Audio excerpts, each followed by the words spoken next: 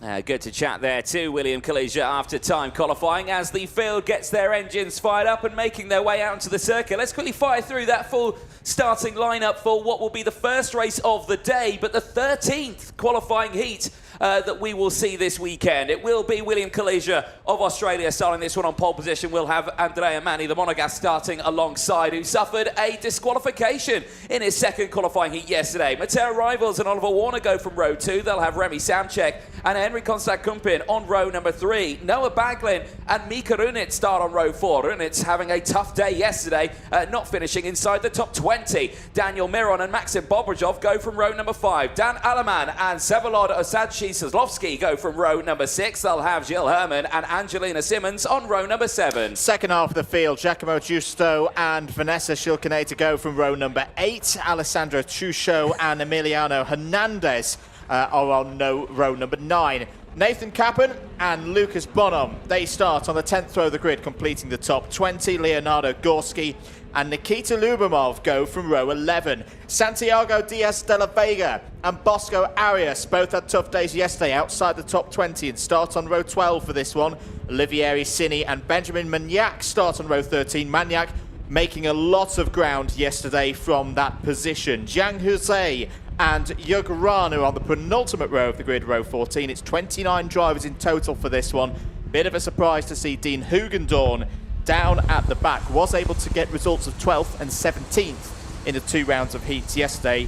Reason for the driver currently second in the championship being at the back of the grid was not able to get a valid lap time in his timed qualifying, and that was just the tip of the iceberg for a lot of the drivers. Very disjointed, I think it was the word he used yesterday, Anthony. Very disjointed set of timed qualifying groups across the juniors. Yeah, indeed. And that championship fight is still very close after the first round in Campillos. It is Eli Christian who leads that by only 1 championship point ahead of Dean Hugendorn, as you mentioned, and William Kalijah. With Kalijah starting this one on pole position, he's got a really good chance of maybe gaining that championship lead. The one thing you've got to think today, though, that wind, you mentioned it earlier, you can hear it in the cameramen out there, how windy it is. It's a headwind down the main straight as the lights go out, and we are racing down in towards turn number 1, and it's a good start for that inside line. Kalijah, Rivals and Samcek break away at the front, but it's an even start on the outside. Manni, Warner and Kumpin are still right there as they go through in towards the braking zone of 2 and 3. This is the pinch point on the circuit. Drivers trip over each other quite often through that corner. There is some dust getting kicked up in the background, but crucially, the majority of the field, if not all of them, have made it through, Andrew. Yeah, they have indeed. It's a very good start for Noah Baglin there as well in the number 8. The Ferrari Driver Academy already up to second place. Took probably a quite sensible strategy in qualifying yesterday. Got a good bit of track space out on his own. Yes, it didn't mean he was the very quickest because he didn't have a tow, but he had some solid results yesterday, 4th and 6th. He's now going for the race lead. Noah Baglin to the front, not for the first time this season in OK Junior. Yeah, this is good for him. His results yesterday, P4 and a P6. If he could start the day with a qualifying heat win, that would mean quite a bit to him. Big check over the shoulder, but again, they're going into the headwind. He's punching that massive hole through the air, and now he'll have to go defensive because Kalijah will have that slipstream and the tow, but he will not find the way through on this first few opening laps. Stays there in P2. There you can still see Revels is right there behind. Samcek still in P4. They're breaking away pretty nicely. The next group behind, you can see them. Well, it's Oliver Warner, who's kind of all on his own in P5 right now. He's only down 1 spot, but he's got a clear piece of track all around him. Then you've got Miron, Manni and Kumpin still battling together. Eyes on this one as someone's not going any further in this race. That is a big shame there for Nathan Kappen. He is out of this race, and it looks to be like he's in a bit of discomfort there with one of his hands. Yeah, he's riding a good way up the order. I hope Nathan is okay. He'll fall down to P28. I think Santiago Diaz de la Vega also had issues. Is off the back of the field, but at least still running. Meanwhile, out there, good starts for Bosco Arias, up 12 spots to 12th.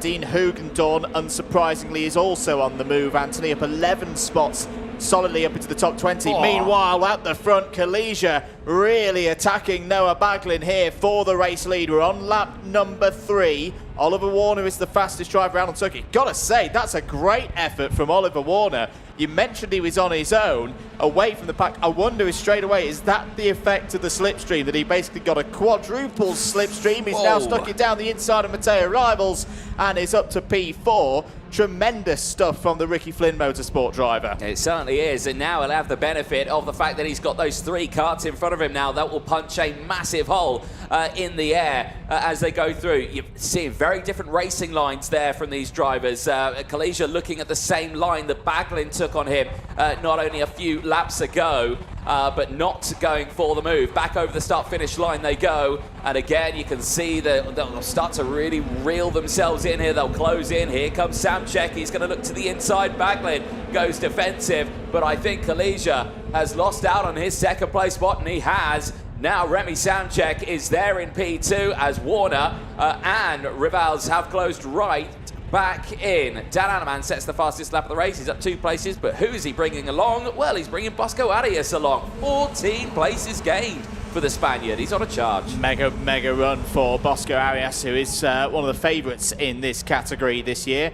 Bottom right-hand corner of your screen, there is the top 6 as things stand in the intermediate classification. Very long way to go, of course, as there's a move by Kalesia down the inside of Samchik to retake second place. Samchik now having to deal with Warner. Warner there in the blue and white Ricky Flynn Motorsport machine, and that's lovely stuff from Warner, but he's run a little bit deep. Will take 3rd. Rivals back down the inside. Tough times for Remy Samchik. Goes down from 2nd place. Now finds himself in 5th and has got to rebuild quickly. He certainly does. We go live on board looking backwards from Oliver Warner, who started this race in P4. He has now gained that 1 space back up into 3rd, but he has got a lot of work ahead of him here. You can see right on that rear tail Materos, he's got a big dent in that front nose cone, but those can be expected at the start of these races with just how close they are right at the beginning of them. Under pressure though, here comes Samchek back down the inside. He's on his charge back up into that top fight in this race,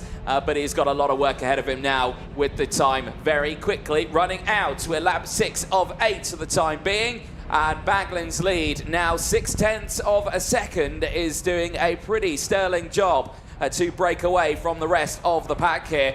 A sizable difference from what we saw from him yesterday. Really got caught out in those battles, did Baglin. Caught out, not a great qualifying for him, putting it on the 4th row of the grid, but still showcasing today that maybe it was just a bad qualifying. I think in terms of Baglin's performance so far this weekend, I think it's been a case of keep it steady, keep it clean. He's not had any huge disasters so far this weekend. And the other crucial thing at this stage is he's taking points off one of the drivers who was right at the sharp end of the league table overnight, and that being William Kalesia. So, yeah, I've been impressed with Baglin so far this season.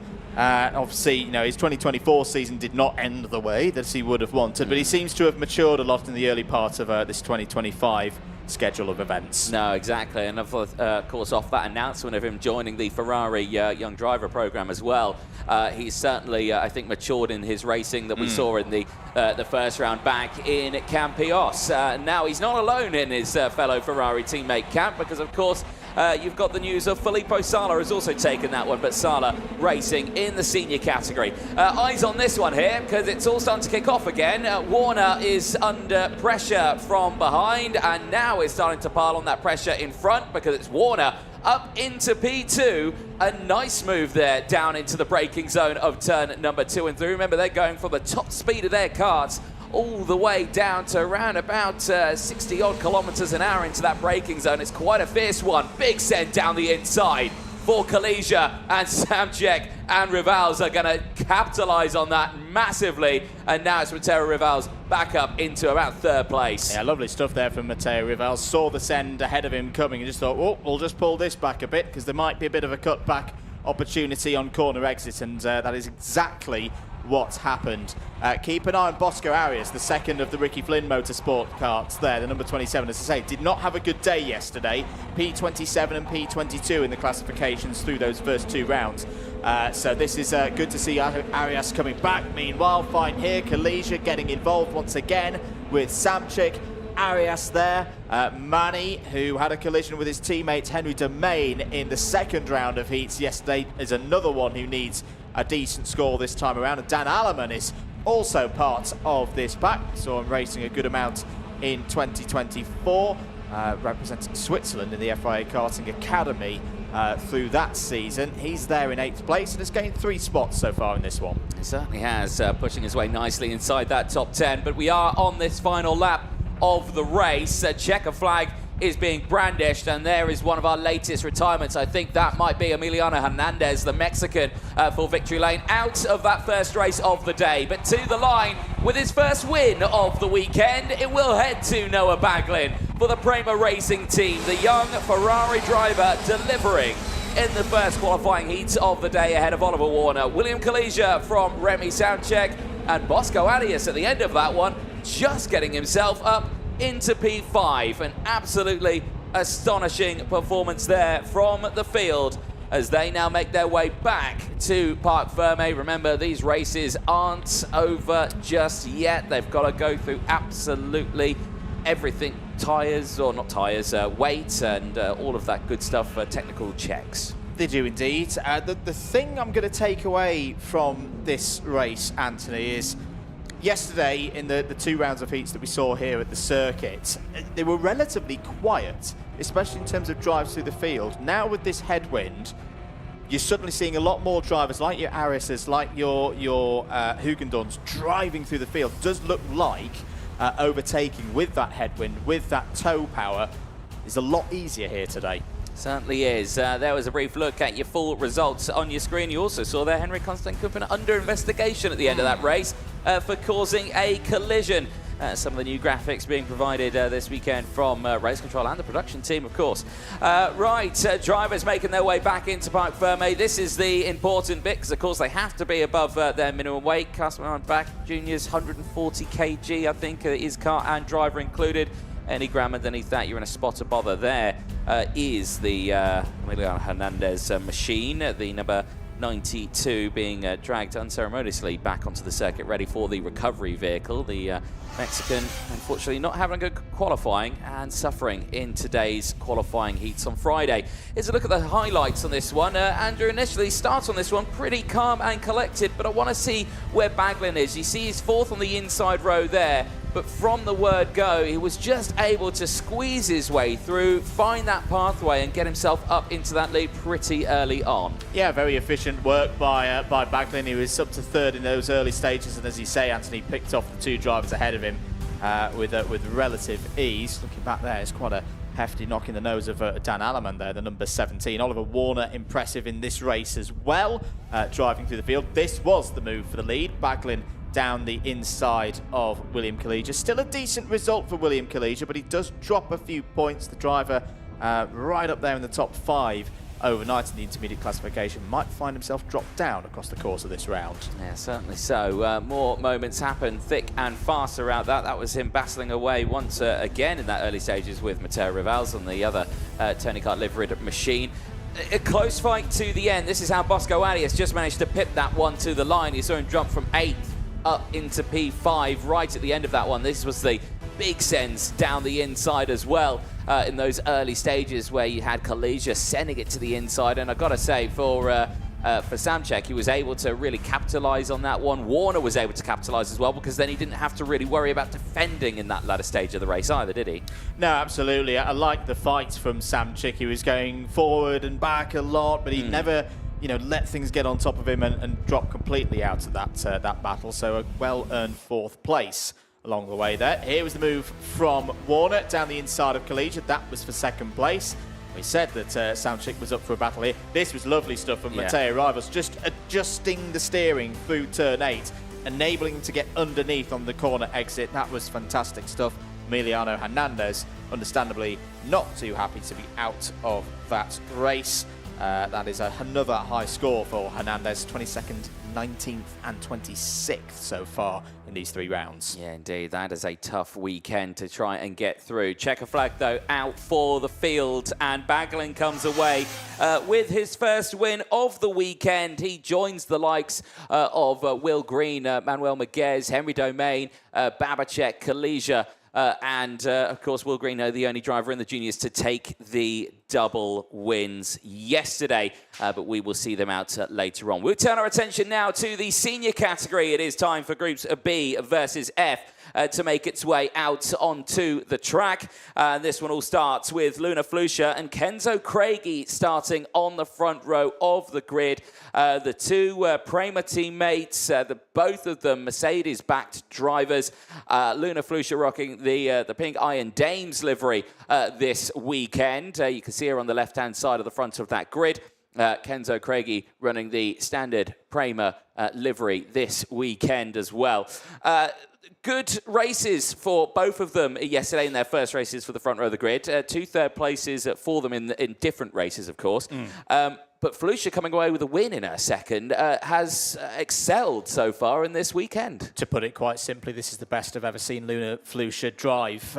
It's been a tremendous performance from her this weekend. She's really taken a big step forward. Big thanks to the marshals and the track workers here, of course, in Portimao. Could not go racing without them, and as I say, it's sunny, but it's a very, very strong wind here today, so a couple of jackets back on today. There is Luna Flusha, ready to take this one from pole position, and all eyes on her right now, Anthony. Yeah, certainly so. Really good qualifying, and here's what she had to say after that time qualifying.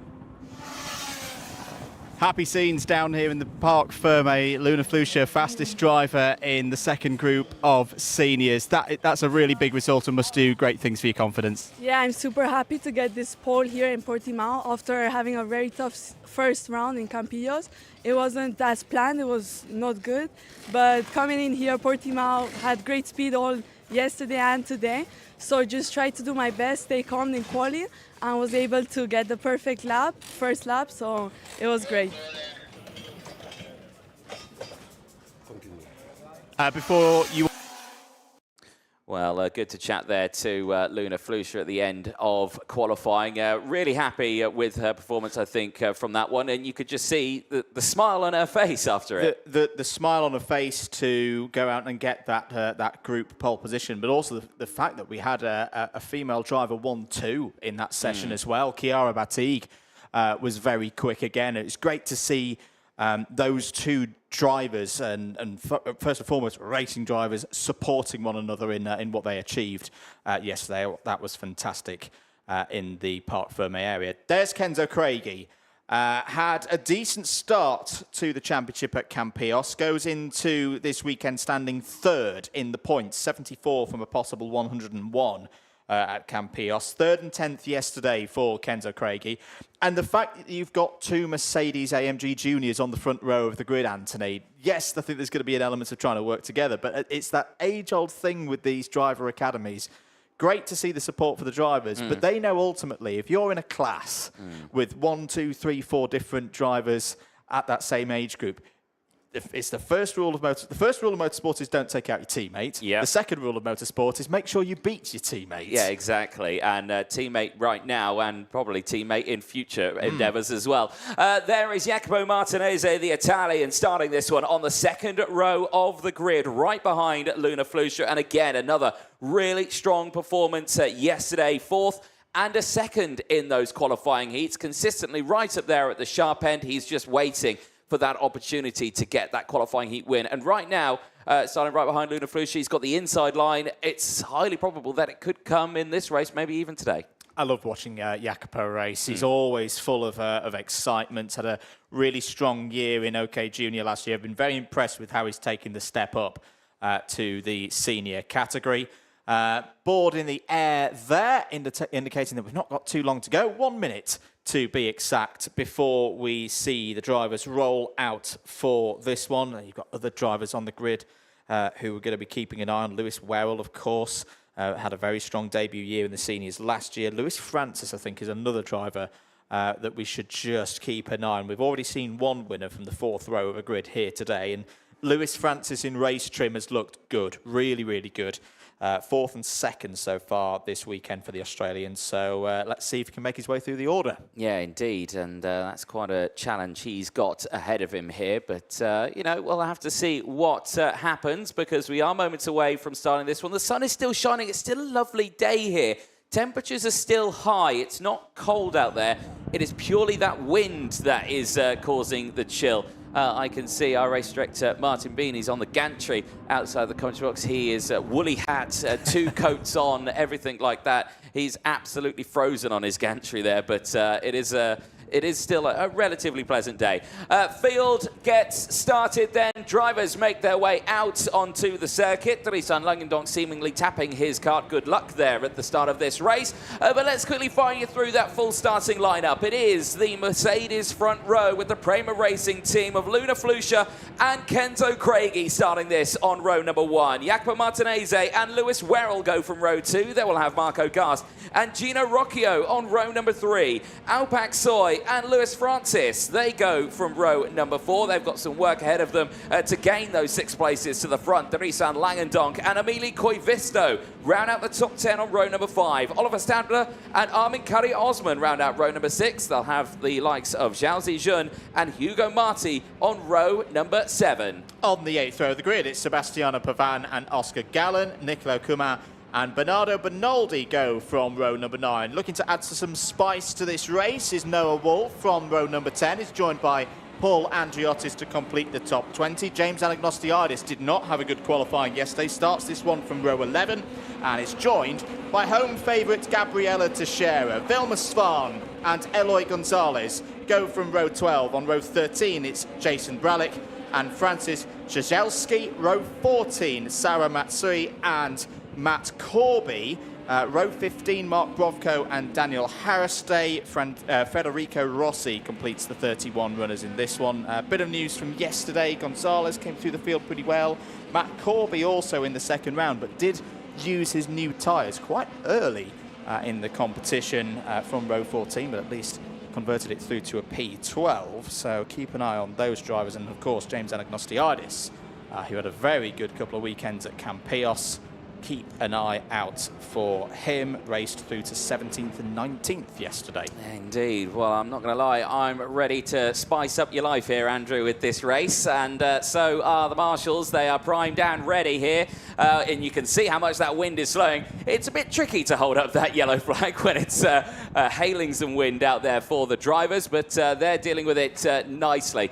Right. Let's see what happens. Time goes by pretty quickly in these races. So people need to be careful. Here we go then into the tram lines. Are we racing? Yes, we are. It's a good start for the 2 front rows, but let's see who gets the whole shot in towards turn number 2. Dust gets kicked up, and Kenzo Craigie nearly gets squeezed onto that grass completely. There's pandemonium in the background, and both the front rows have gone. Both Flusha and both Kenzo Craigie had nightmare starts there, and they have lost down on their lead. And Jacopo Martinez, the Italian, pushes his way through. The pole sitter in this race gets fired up, but it's the Italian that leads the way on lap 1. Yeah, that all got a little bit too tight into turn 3. Luna Flusha has got going again. That's one single attempt to get restarted.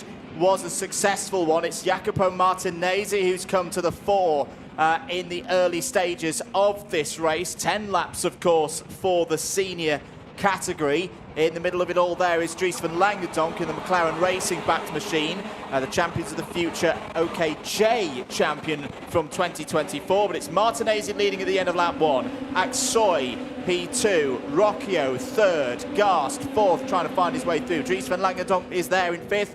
We said keep an eye on him. Lewis Francis there in 6th has gained 2 places. The least solace for Kenzo Craigie, though, is he's still in this race. He's lost positions down to 8th place, but at the end of the day, he could be in a worse situation. He could be where Lewis Werrell is right now, down in 16th. He could be where Luna Flusha is, still circulating, but down in 30th. Still a good number of laps in this one to go. Certainly so. Another driver who has had a terrible start to this one is Gabriela Teixeira, unfortunately, the Portuguese driver for the Kart Republic team, out of this race as well on the opening lap. Looks like Matt Corby may have had an issue as well. The driver who deployed his fresh tyres very early on yesterday has also come a cropper at turn number 8 and 9. But eyes on the rest of the field then as they make their way back up the hill. You're starting to see the likes of Alpac Soy now starting to reel in Jacopo Martinez. Marco Gast is there in third place. He's got company of Gino Rocchio just behind. Lewis Francis is there. There are those two retirements of Matt Corby and Gary Teixeira. They are out, both of them at turn number 8 in 2 separate incidents. As down the inside, Dries van Langendonk is making his way through. The McLaren-backed driver, announced earlier last year, is now fighting his way nicely through the field in the papaya colours. Yeah, this is what we've come to expect from Dries van Langendonk, who dominated in the junior categories across the European scene in 2024. I think Hanzo Craigie just made a move there through into 7th place. Meanwhile, we've got a fight for the lead. Alpac Soy down the inside of Jacopo Martinez. Lovely move down the inside, takes the race lead. Meanwhile, from race control, there is an investigation underway for Marco Gast in third. I wonder, Anthony, is that something to do with lap 1? Possibly so. I can imagine now with Jacopo Martinez there in second place, he's probably saying to Alpac Soy, who do you think you are? Because he's going to want that move back, I can imagine, very, very soon. But Marco Gast is unfazed by that potential investigation heading his way, because he has just set the fastest lap of the race. There is confirmation of that investigation flag once more, but he is closing in pretty nicely on these 3 here. Now 3 is company, but the last thing you want is 2 to become 1 in a stage like this, so you just need to focus and get these karts to the end as best as you possibly can. Up into that final sector they go. These drivers are denying any chance of getting past, so let's just see how it unfolds for the last 2 laps of this race. We are nearing the halfway point now. We're on lap 5. We cross the line. We go on to lap number 6. And now you're still seeing Martinez breaking away from Gast. Indeed, we are. Alpac Soy had a decent day yesterday, 5th and 4th in the 2 rounds of heats as Martinez goes for the lead. That's why we love to watch him race. Always up for an overtake. Likes to lead these races in the earlier stages. Looks like Gast has got through as well. In the Koski there, the mainly black kart with the red details. That's how the eagle-eyed amongst us can tell the difference between it and a victory lane. Luna Flusha out of this one. That is a real shame for Luna Flusha. It's not the end of her weekend, but in terms of keeping a run of form going at the very front of the field, that is a real setback. Now, I wonder whether that's just a case of down in, what was it, 28th place or somewhere in that region. Not really going to gain any more positions, save the tyres a little bit for later on in these qualifying heats. End of the 5th lap, and Martinez is still leading this one from Gast. Francis Aksoy's really dropped off the pace in that last lap, and he's now 1.3 behind. I hope he's not got a problem out there, because that is quite a drop. A 58.2 last time around. Yeah, indeed. If you can't dance, don't race. And right now he's just dropping backwards a little bit here with that pace. So hopefully he finds his rhythm once again. But let's see what happens. So, eyes on this one here. Gast is really piling on the pressure now, and I can imagine, because he's thinking, right, I've got nothing to lose. If he knows he's done something in the start of this race, he's thinking, I need to win, and I need to get away by quite a few seconds if it is going to be like a 5-second penalty or anything that goes his way at the end of this race. There you can see the stats between the 2 of them, both of them gaining in this race. 2nd and 3rd, or 2 and 3 places they've gained over the course of this one, as they've pushed their way through nicely. But let's see what happens over the course of this one. Not long left in this race here, Andrew. If Gast is going to go for the move, is it going to be sooner rather than later? Is he going to settle for a P2 here and hope he can break away with Martinez and not lose too many positions behind? I would understand the desire to go through and take the lead, but hope is the key word that you mentioned there, Anthony, because the tow is so strong. You're not going to be able to really break away. You've got to have a big performance delta to be able to break away from anyone, particularly when the driver in this situation is Jacopo Martinez, not a slow driver at all. I would actually say right now that Lewis Francis is reeling these 2 in. What are the sector times looking like for Francis? Yeah, he's quicker. He's quicker through sector number 2 and a touch quicker through sector number 1. So over the line then, that's lap 7 done. Jacopo Martinez is under attack here from Marco Gast, who could sense the approach of the Australian. Francis. He's gone for the move, taken the race lead. Martinez didn't defend that too hard. So tell me what you want here, Marco Gast. Is it a qualifying heat win, or is it a chance to really gain some points in that intermediate classification? Because right now you're going to be doing that if it all goes well at the end of the race as well, because he still has that investigation flag. Lap 9 now, last lap board will be out this time, and all the mile in the background. Who's been looming in? Lewis Francis right there, joined by Emili Koivisto right behind as well on that MP kart racing machine. The new Henza chassis that's been homologated in 2025, built by Parolin, running from the Falcon team, but running as a separate entity with the MP team. Now a ticket from karting all the way up to Formula 2 racing with the MP package. But here we go. Martinez down the inside retakes that lead on that final lap, and now here comes Lewis Francis. He sensed weakness in the ranks and he's gone for the move down the inside in towards turn number 5 and claims that one nicely.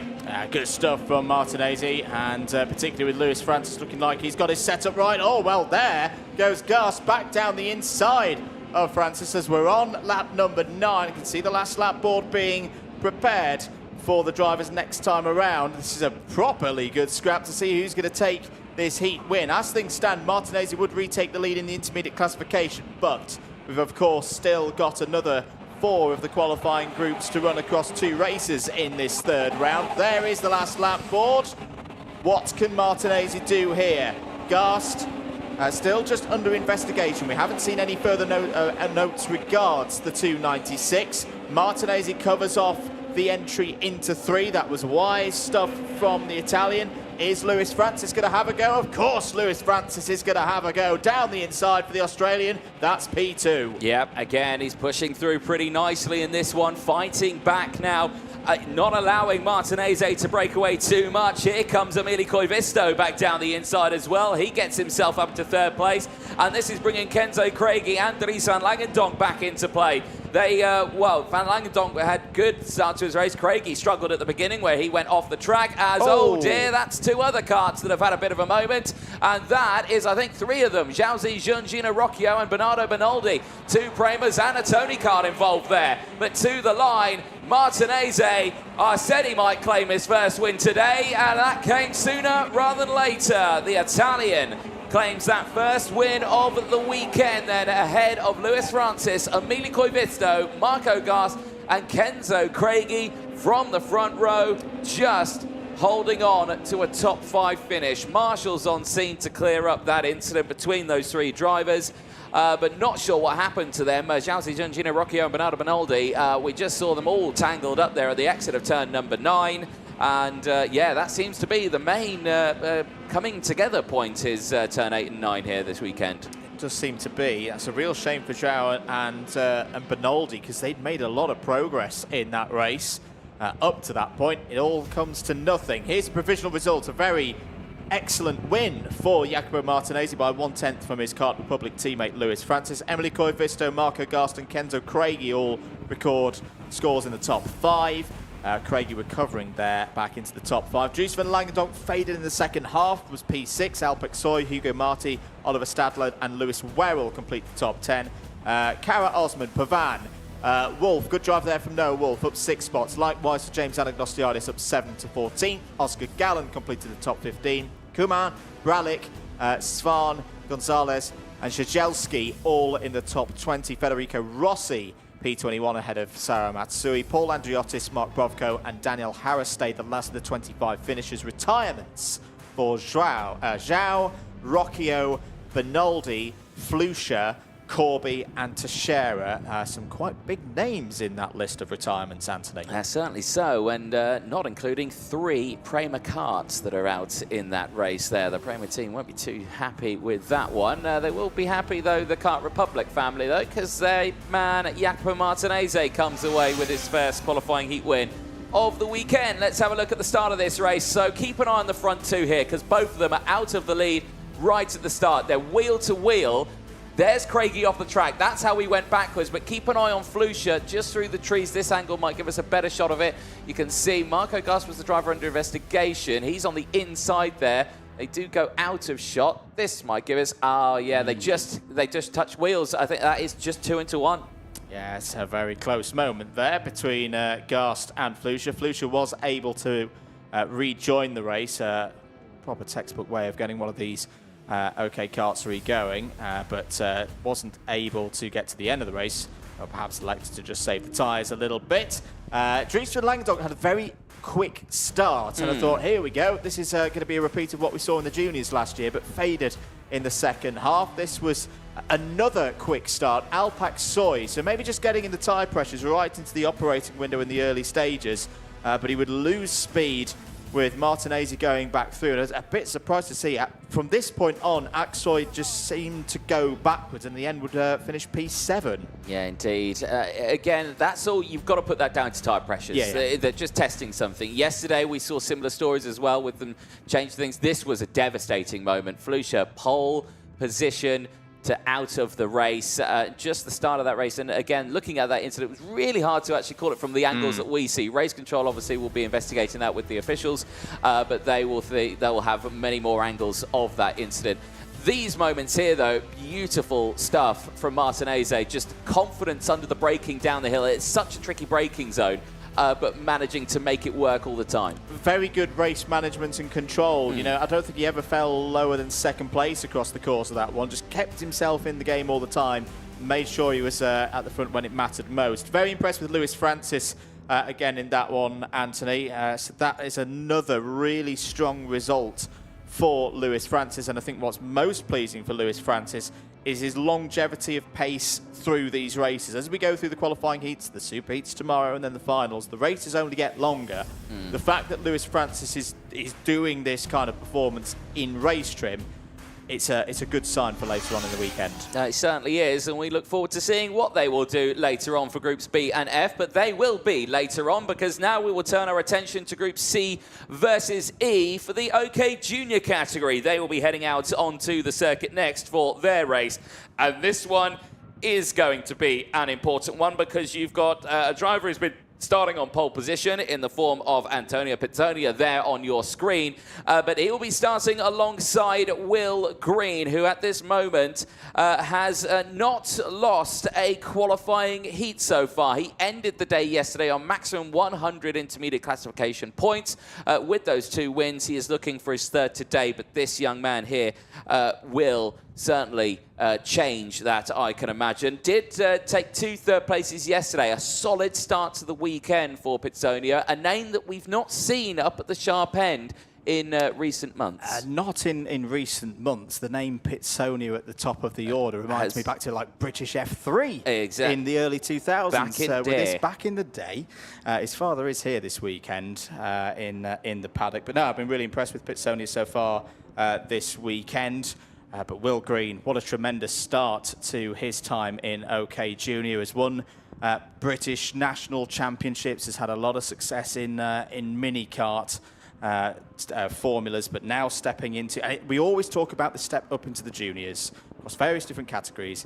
It's a really, really tough one, because the machinery gets bigger, the power goes through the roof. But the fact that Will Green's been able to do this in the OK category, the hardest of them all, is ever the more impressive. And another opportunity here for Will Green to not just get another race win, but also take the lead back in this intermediate classification. And he would be unbeatable at the end of this this third round. Nobody would be able to get past him. They'd have to wait for round 4 and 5. Yeah, exactly that. There is Alexander Lazarus, the Bulgarian for the Forza Racing team, just getting himself focused ahead of this race. And again, yesterday, pretty solid results for him, never been outside the top 10, 10th and an 8th place for him yesterday, and he's looking to better that the more he goes through this weekend to make his way into those super heats. He knows he's probably making it already with those first 2 results. It can go P-Tong from here, don't get me wrong, but from the start of the race inside the top 10, you know it's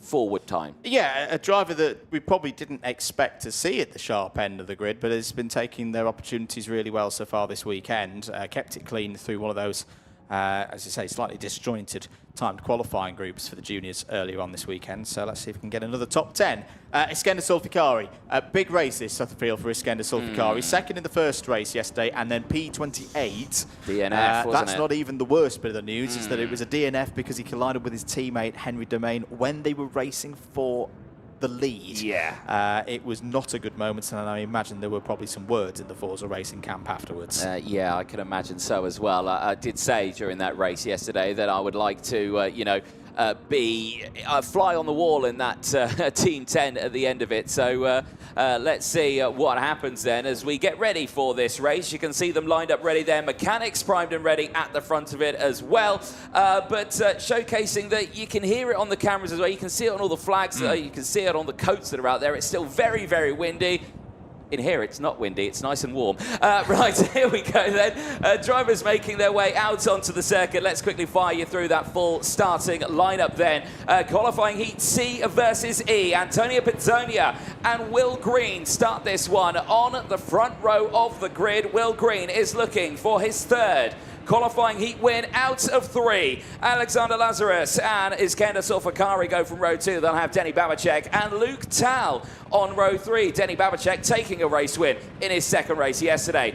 Pietro Bagutti and Jesse Phillips goes from row 4. Phillips going for 2 4th places yesterday. He's looking to see if he can break into that top 3 today. Endo Arata and Samuel Hugon, they go from row number 5. Bruno Blanco and Valerio Villapiana round out row number 6. Tobias Agendi and Manny Nuvolini round out the first half of the grid. Drew Waltz had a good race day yesterday, 7th and 4th. We'll need to do that again from row number 8. He's joined by Ludovico Mazzolo on that one. Yanis Kolovos from Greece is on row 9, and alongside Yanis is Enia Pizzuto, wrapping up the top 20. It's Jarlath Sayer and Lillian Scarborough. Michael McGoy and Ilya Berezkin both made their way through the order yesterday from row 11. Let's see if they can do that again. Mariano Lopez and Priam Bruno, row 12. Tough day for Bruno yesterday, including a DQ in round 1. Victor Stalmach and Tony Cacciafero start on row 13.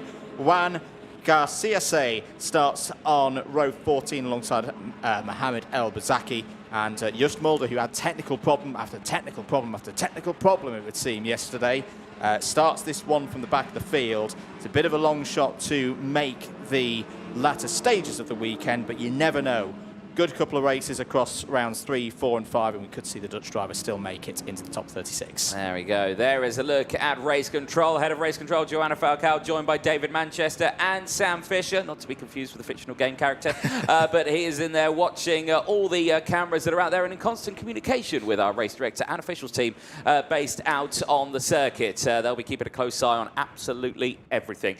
Here we go then. Drivers making their way past the red line on track there. So from this point onwards, no overtaking is permitted. If you are spotted on one of the 40+ cameras that is out there, trust me, you'll be in a spot of bother with the officials. Up the hill they go, pace nice and steady. Antonio Pizzonia and Will Green on the front row of this grid. Who gets the whole shot in towards turn 1? Of course, it will be that inside line, but only just because Green goes right round the outside, right to the edge of the circuit. And does he get the race lead? No, he doesn't. He has to concede it as they go into the braking zone of 2 and 3. Here we go through. Are they all going to make it through the corners cleanly? I think they do, but crucially at the front, it's a good start for Pizzonia, and Alexander Lazarus is right there just behind him. Good fight there from Will Green to try and hold it round the outside, but it was always going to be a bit of a losing battle. Pizzonia had his elbows sharp there to retain the lead. Lazarus all over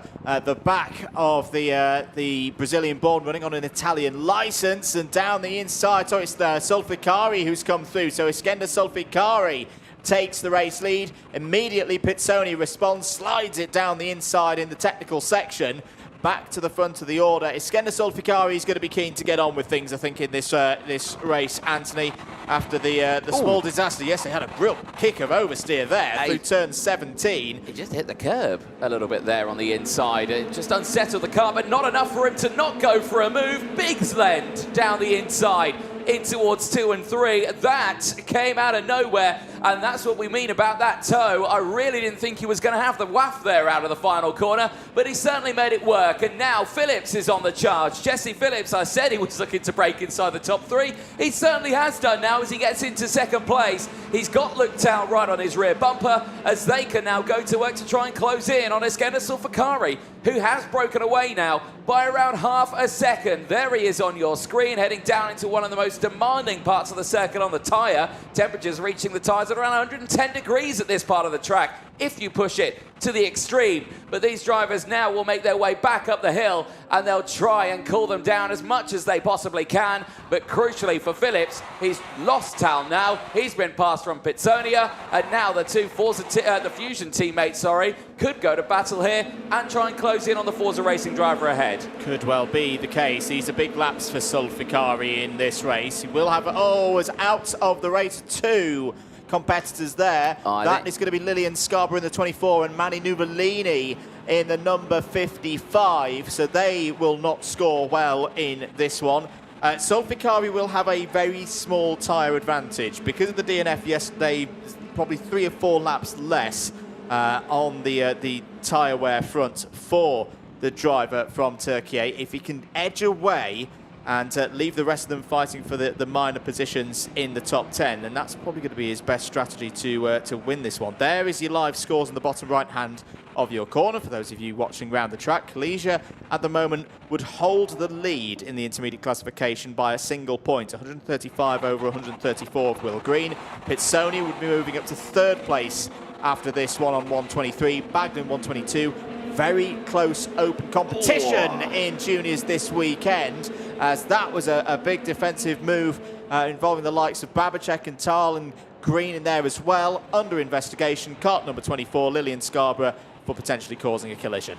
Indeed, so we'll keep a close eye on that one as Endo Arata sets the fastest lap of the race, and something's happened to Priyan Bruno there as well, because he just tumbled down the order there. He lost a handful of places. He's down to P18 now.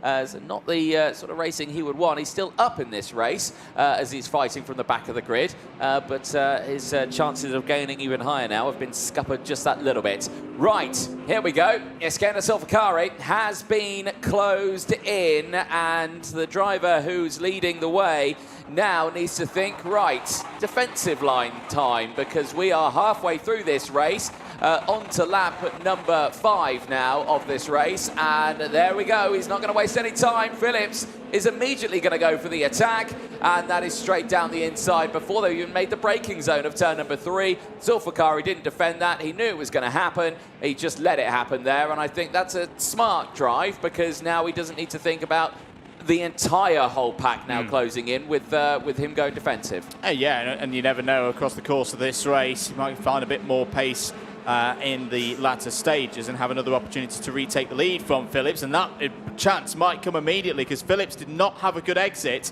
out of turn 9 there. That tricky double apex left-handers of turns 8 and 9. It's side by side between Babacek and Pitsonia.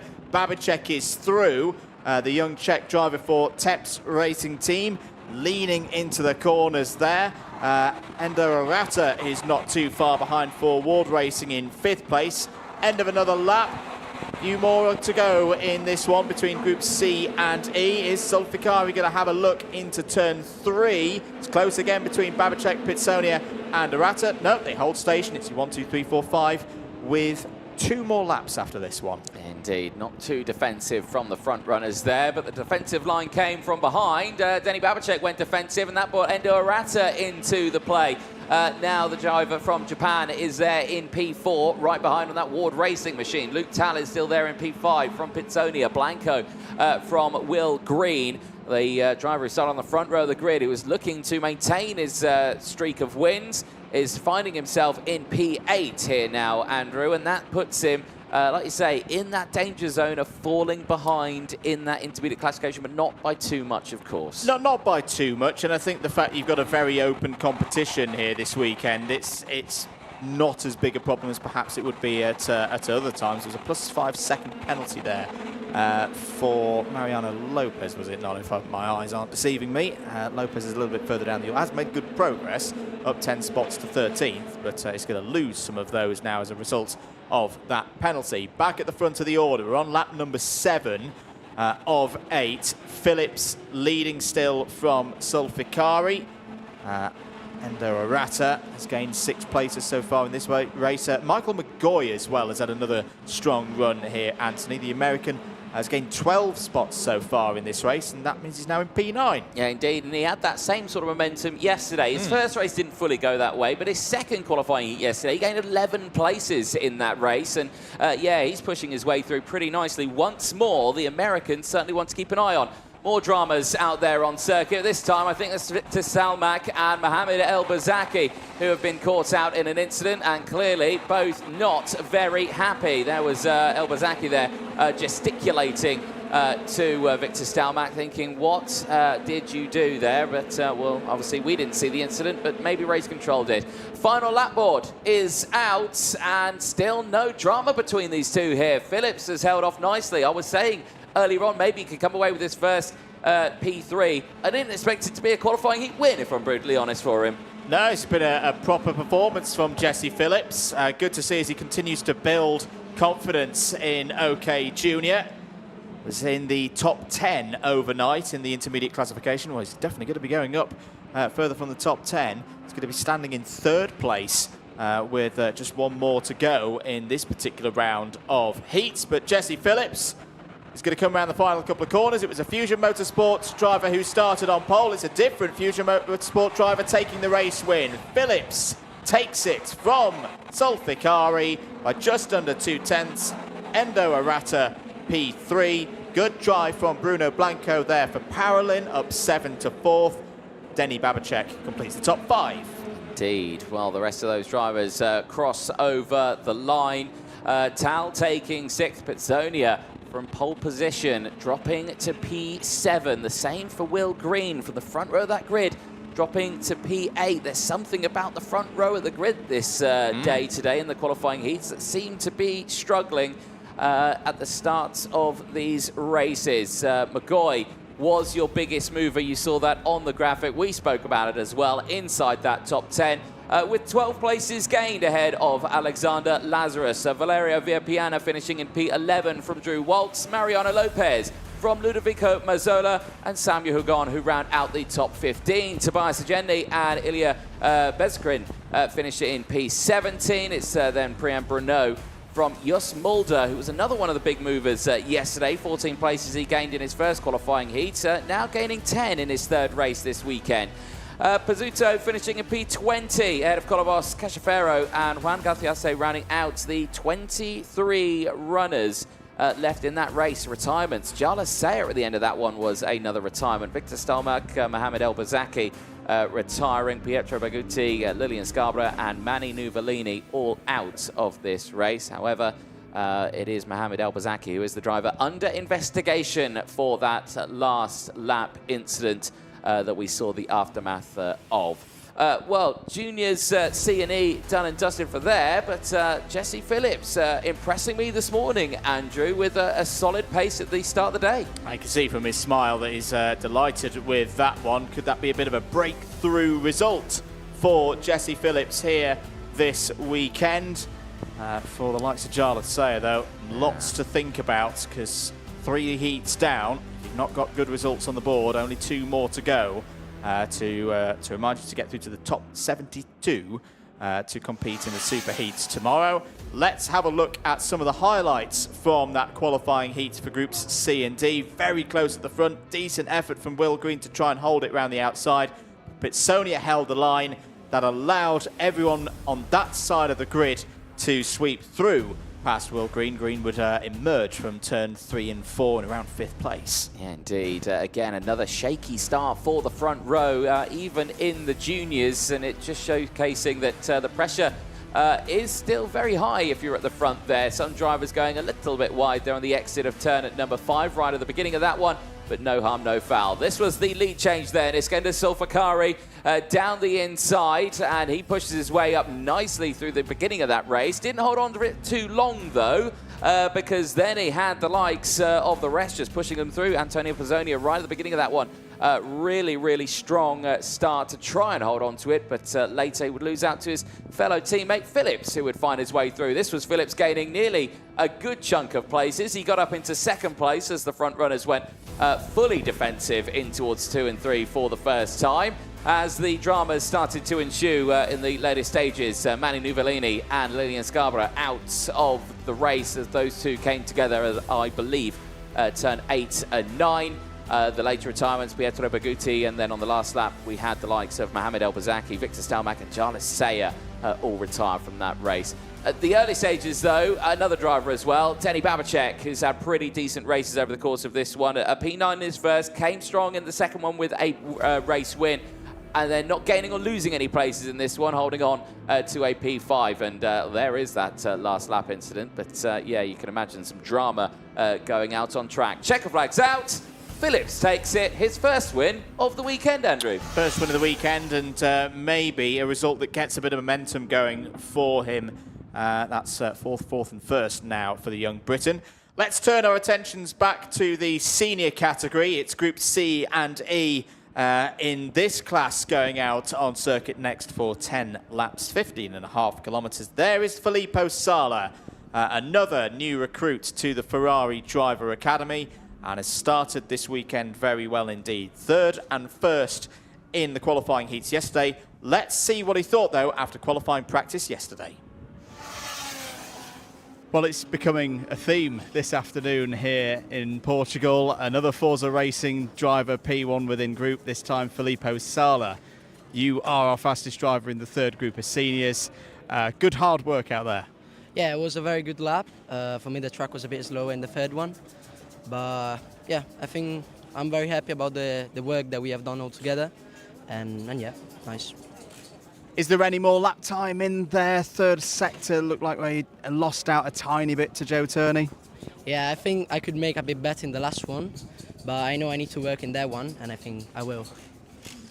But some very good grid positions for you now, and off the back of your news leading into this event of now being a Ferrari Driver Academy pilot, that's a good start to the weekend. Yeah, I think it's very nice, and I think it's a very good start. Also, for me in Ferrari Driver Academy, I'm very happy, and yeah, you know, I'm gonna give my 120% for try to get in the front.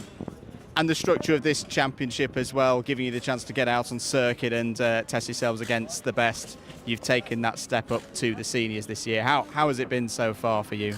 For me, it's doing quite well. The first round wasn't great, but you know, I think we have the speed. In the first round, we had a few problems on Sunday, but we work a lot, and I think we are back. Good stuff. Filippo, very well done. We'll see you later in the weekend. See you later. Thank you. A good chat there with Filippo Sala again. One of the latest announcements from the Ferrari camp as one of their latest junior drivers for 2025 and onwards. So see what he can do from the front row of the grid. And you can see there that they have switched sides. It's Chiara Batik who starts second in this race, but starts on the pole side of the grid. So she will have to really kind of back up a little bit on this one. And maybe, again, that could be an instance where Sala's trying to stop from the driver that's starting directly behind Karabatig. Louis Cochet winning a 5th place yesterday could be a driver to worry about. Yeah, we saw it as a developing tactic, mainly kind of kicked off by Joe Turney, that if, as pole sitter, you switch to the other side, so driver's left, you're very right to point out there, Anthony, that it's actually P3 that gets quite, can be quite badly affected by that, because P2 still has to cross the line behind P1. So if you imagine that the whole of driver's right-hand side, everyone now, 2nd, 3rd, 5th, 7th, 9th, 11th, etc., they're all just shuffled back a little bit versus how they would be if pole sitter had elected to start on that driver's right-hand side. Cochet was very quick in race trim yesterday, a win and a P5. So I just wonder from Sala, is that a thought of like, yeah, that's a driver I don't want starting immediately behind me, and I want to almost be a little bit boxed in by the situation on the run down to turn 2. So we'll keep an eye on that. The difference, though, is after we saw all of that switching of sides yesterday, there wasn't this headwind. Is that going to play into things? We're going to find out in due course. There's Dean Pedersen. Good qualifying yesterday for the American. Starts this one 4th on the grid. 6th and 12th the results for him so far this weekend. Yeah, certainly so. Really pushing strong as much as he can. And now we'll have the benefit of Filippo Sala starting right in front of him. So could actually come away with a really good start in this race. So keep an eye definitely on the outside of row number 2. Row number 3 is an interesting one for me. Elliot Kaczynski, strong contender in this for the World Racing Team. Thibaut Ramekers starting alongside him. We've had some names here that didn't qualify right at the sharp end, but still qualified not too bad.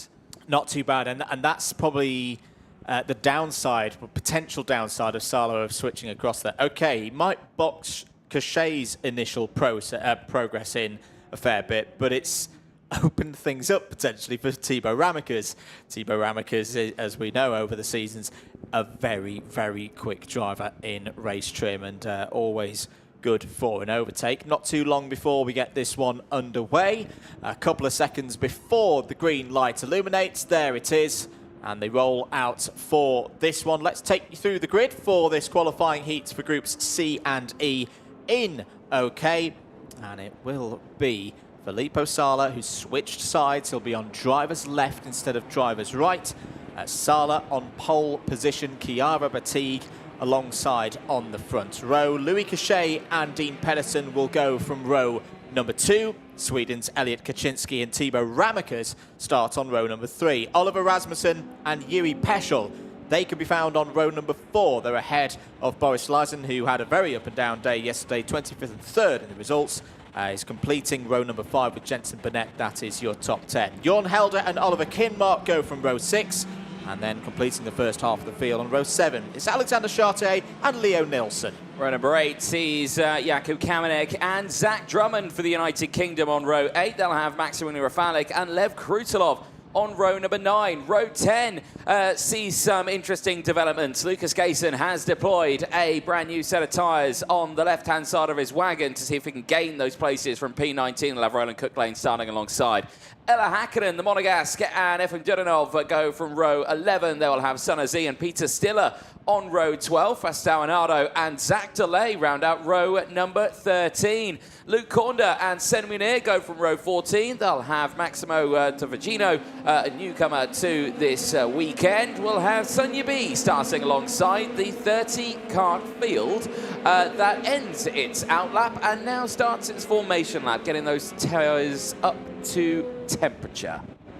A situation in the intermediate classification. We're obviously midway through this 3rd round of 5. Martinezzi, 132, is your table leader. Francis on 126, Aksoy 106, Craigie and Garst both on 104, Werrell 103, Turney yet to race on 100, Flusha on 99. I reckon our top ranked driver on this grid is going to be Filippo Sala with the 3rd and 1st that he's had so far this weekend. So this is another opportunity for Sala to continue a run of form that we saw in juniors a lot last year, Anthony, of him being very, very good in the opening rounds and the opening stage of the qualifying heat. So it's good to see that characteristic has transferred with him into the senior category. The bigger question, though, for me across the course of the weekend, can he sustain that all the way through to tomorrow? That is an interesting question because, like you say, it's still a long way to go. These drivers do get quite a few qualifying heats. I think 5 in total that they have over the course of the qualifying heats phase. And then, of course, they got those super heats, and that's all done on those same tyres, the 1.5 sets. We go live on board. Dean Pedersen here looking backwards at Thibaut Ramekers, who might be a driver he needs to worry about. Into those tram lines, lights are out, we are racing, and it's a great start for the outside row, and Chiara Batig has been swallowed into the pack there and has not had the start she would have wanted at all. There's a spin in the background, or a half spin. No, it is a full spin in the background. I can see it out the commentary box window. 2 drivers off, dust getting kicked up in the background. You can see it there on your screen. And look at that. Problem. Oh, and it's a breakdown for Sala. It's a breakdown for Filippo Sala. The cart's not going, and Timo Ramekers inherits the lead. Well, Timo Ramekers will not get an easier overtake to take a motor race lead this season. What has happened there to Filippo Sala?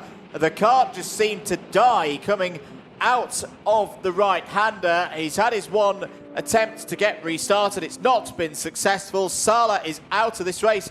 And it's the front row just seems to be cursed today, Anthony. Sala out. Chiara Batig did not get a good start in that one as well. I think Lucas Gayson's had problems also on that first lap, as here comes the Tony kart of Yuri Peschel. Peschel down the inside takes the lead from Ramekers. This is unbelievable. Peschel, who started this race P8 at the end of the first lap, is now in the lead of this race. Ramekers, who started this one P6, is second in this race. I mean, we're not wrong when we're saying the front row seems to be cursed today here in Portimao. It's quite extraordinary. We've seen it now 3 races in a row.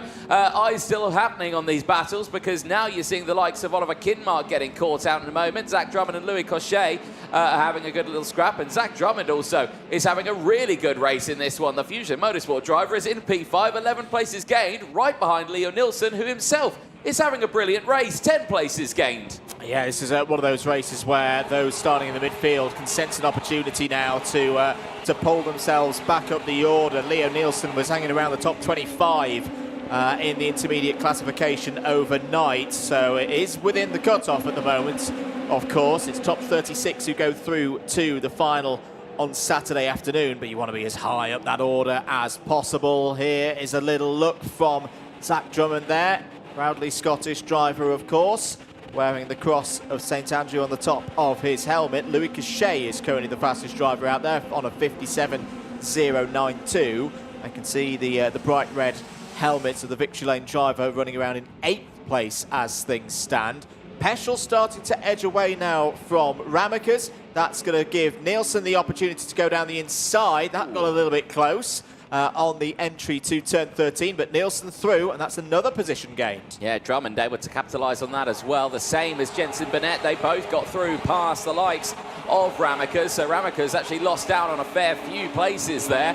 He's back down to P5. Here we go then. Jensen Burnett on Leo Nilsson. This is for second place. Nicely done. No drama whatsoever. Straight into P2.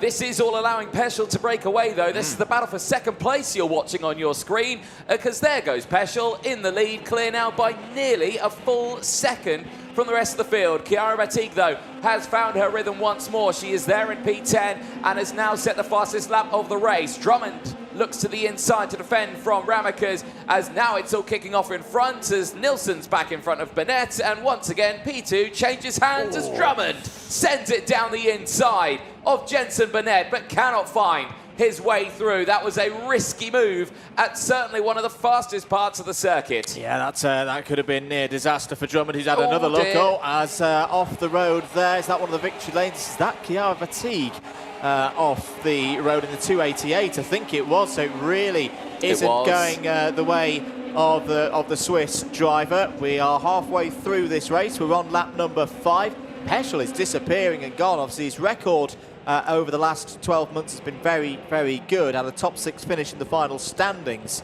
in Champions of the Future 2024. Has switched teams, was with the ASD Monster K team last year, has gone towards the Tony Kart Works team. Let's have a look here. Is this what happens to Chiara Batig? Oh, yes, yeah. It is. Riding up over the top of one of the Kart Republics there, and spearing off to driver's left. That is how Batig leaves this race. Yeah, indeed. Not what you want to see, but easily done in that section there, because it's so undulating for the driver, is that the kind of front of the kart lifts up a little bit on the front right of it, and that can just mount the kart in front, and yeah, that's not gone too well for them at all. Back over the start-finish line we go. Peschel's lead now 1.4 seconds as the battle for P2 still rages on once again. Burnett and Nilsson switch places That's about the 5th overtake we've seen between these two for P2 right now. But all the meanwhile, it allows Drummond once again to close back in.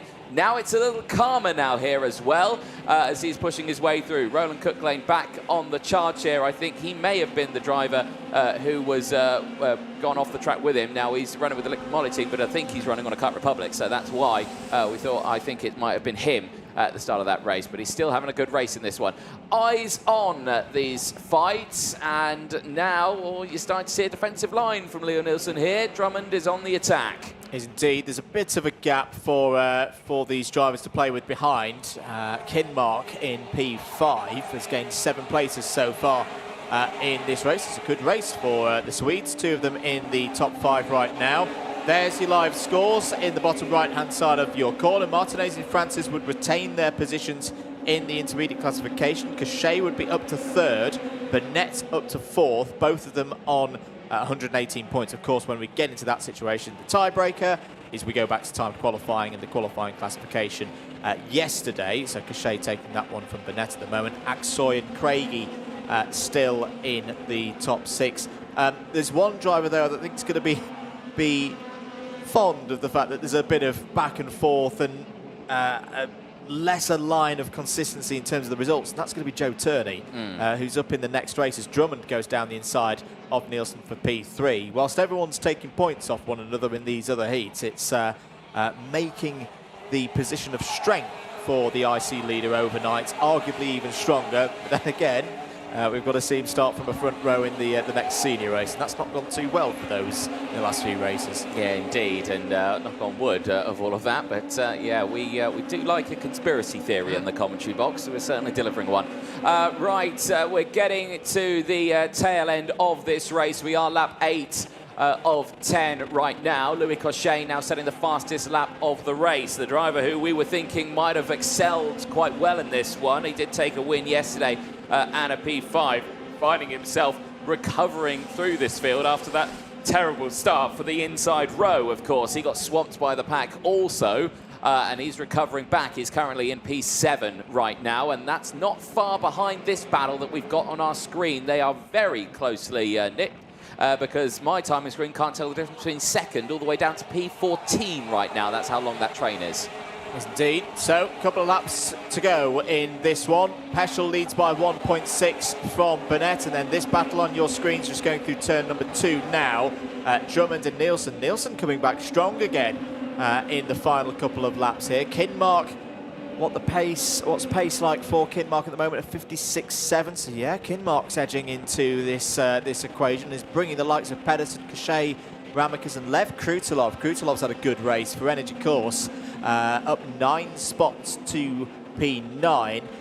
Roland Cooklane as well for the Liqui Moly Roly Motorsport entry is up 8 spots to P12. I mentioned for Sun Z and Peter Stiller as well. They're into the mid-pack now, having started towards the back. They've both gained 7 places. Yeah, they have indeed. And they continue that charge through the field. Here comes Ramakas back down the inside of Louis Cochet. Cochet's going to keep his nose there.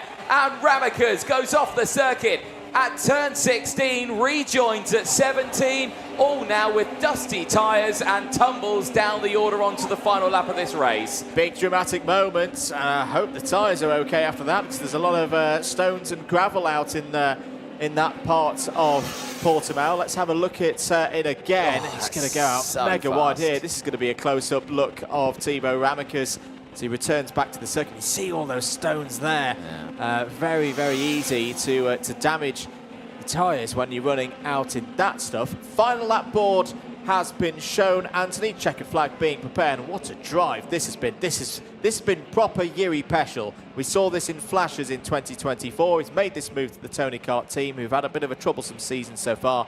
This is going to be a big boost for them. It certainly is. Yeah, the 206 has delivered some really strong results over his past years, but now with the factory team puts in a race win, and his first race win of the weekend. It is Jindra Peschel who takes it from the 4th row of the grid. The former ASD Monster K driver, which was on a CRG chassis, switching to the OTK Tony Kart factory team in 2025, is starting his season pretty strong, I would say, with some solid results there. P17 and a 6 yesterday, and that is his first qualifying heat win of the day. Another story, like we were talking about with you, with Jesse Phillips, is that a result that just makes something click for a driver here this weekend for the second round of Champions of the Future? We'll find out, of course, as we go through rounds 4 and 5 of these qualifying heats later on today. But Peschel takes the win from Burnett and Drummond. Great drive there from Drummond, up 13. Likewise for Leo Nilsson, up 10 to 4th, and Oliver Kinmark makes it 2 Swedes in the top 5. Dean Pedersen was 6th ahead of the impressive Lev Krutilov. Louis Cachet, Elliot Kaczynski and Oliver Rasmussen completes the top 10. Kaklena, Kanemanik, Rafalik, Ramakas and Helder all in the top 15. Stiller, Chartier, Lazen, Sun and Derinov all record top 20s. Ella Hakkinen, Fausto Arnado, Luke Corner, Senna Munier, Sun Yibei and Maximo Tovagino were the last of the, well, there's one more of the main group. Zach Delay, 27 finishes in all. Retirements for Chiara Batig, Filippo Sala, both drivers on the front row in separate incidents, I should add, if you're just joining us. And Lucas Gayson, the 3 drivers who did not finish the end of that race. Smiles in white and green. Tony Kart have a heat victory on the board, Anthony. They certainly do indeed. There, though, is one driver who was looking to see if he could try and get another win on the board. Filippo Sala out of the race at the start, mechanical in nature. Out of turn number 5, his kart just ground to a halt. One attempt to restart it, of course, with a breakdown. That was probably not going to happen, and a big shame. Let's see how it all unfolded. You can see the start of this one. Chiara Batig not where she wanted to be, did not get the legs out of the final corner. That allowed the entirety of the outside road to get through in the form of Sala, Pedersen, Ramakas and Peschel. A little bit of drama in the first stage there. You saw the 2 cars. That was the KBK competition kart going backwards at the beginning of that one, but was able to recover back in the latter stages of that race. This was the moment. Sala out of turn 5, just ground to a halt. He looks down at the engine. It looks fine. It probably spluttered. Maybe a fuel problem. Not too sure, but it just didn't go. And that's a big shame. Peschel to the lead straight away and continued to hold on to it. I thought we were going to have a full fight there, but no, Peschel held his own. I think the key at this phase is that Ramika's race pace wasn't there, not to the standard that we're used to, and that just gave Peschel enough of a gap to break away. Leo Nielsen was quick in the early stages, down the inside of Ramika's. In there as well was the likes of Zach Drummond and others. Jensen Burnett getting a good result in this race for Forza Racing, who continue to have a pretty good weekend, Forza Racing. All of this scrapping allowed Peschel to break away. That was a close moment between Drummond and Burnett. Chiara Batig would retire from the race after a few laps after that moment there. And the unfortunate thing for Batig is that's started very well with a race win. A 15th place in round 2 and now a 28th in round 3. Again, the opportunity to get through to the final is still very much there, but the form book is just starting to slip away for her. Yeah, a little bit. There was Drummond really showcasing his skills in this race, getting past Leo Nilsson, moving up into 3rd place at the end of that one. A 13th place gain for the young driver from Scotland, and he's certainly looking to deliver some better results later on today as well. But across the line, first win of the weekend with his new team in 2025, Jindra Peschel takes it across the line for the Tony Kart team. Well, seniors are done for C and E, and that's Group C and E done for the time being. We will see them out later on today in other races. We now turn to Groups A versus D, and it kickstarts with the juniors heading out onto track, and it all starts with Henry Domain starting this one on the front row of the grid. We'll have Lucas L for company alongside, but after time qualifying, the fastest in time qualifying here is what Domain had to say.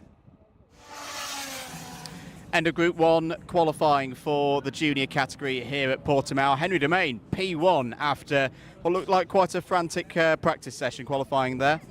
Yeah, it was very difficult at the start. Everyone was rolling. We done like one lap really slow. It was very difficult to get in a good position, but I managed it well and come out with P1. And to add to the dramas as well, Just Mulder was having technical problems down in turn 1. What was your view of that? Because it looked a bit close on the yellow flags for everybody. Yeah, I mean, I think I had to lift a little bit. Obviously, I saw the yellow flags, you know. I don't want to get a penalty for that. So it was just, obviously, it was difficult still to go P1 with that happening, but yeah. But the headlines from that session, it's another good one, the move that you've made to Forza Racing for 2025. It is going well so far. Yeah, I think I've polled every race so far that I've done in the Champions of Future and Europeans, so yeah, it's been going good. Very warm conditions here this weekend. How will you be preparing for race 1? Yeah, it's very warm now. Just got to keep drinking plenty of water and yeah, stay hydrated as much as possible. Good stuff. Well done, mate. A really good performance out there. We'll see you for those qualifying heats later on today. Thank you. Good to chat there to Henry Domain. And there's a day yesterday did start very well with a qualifying heat win. However, that did not last out there.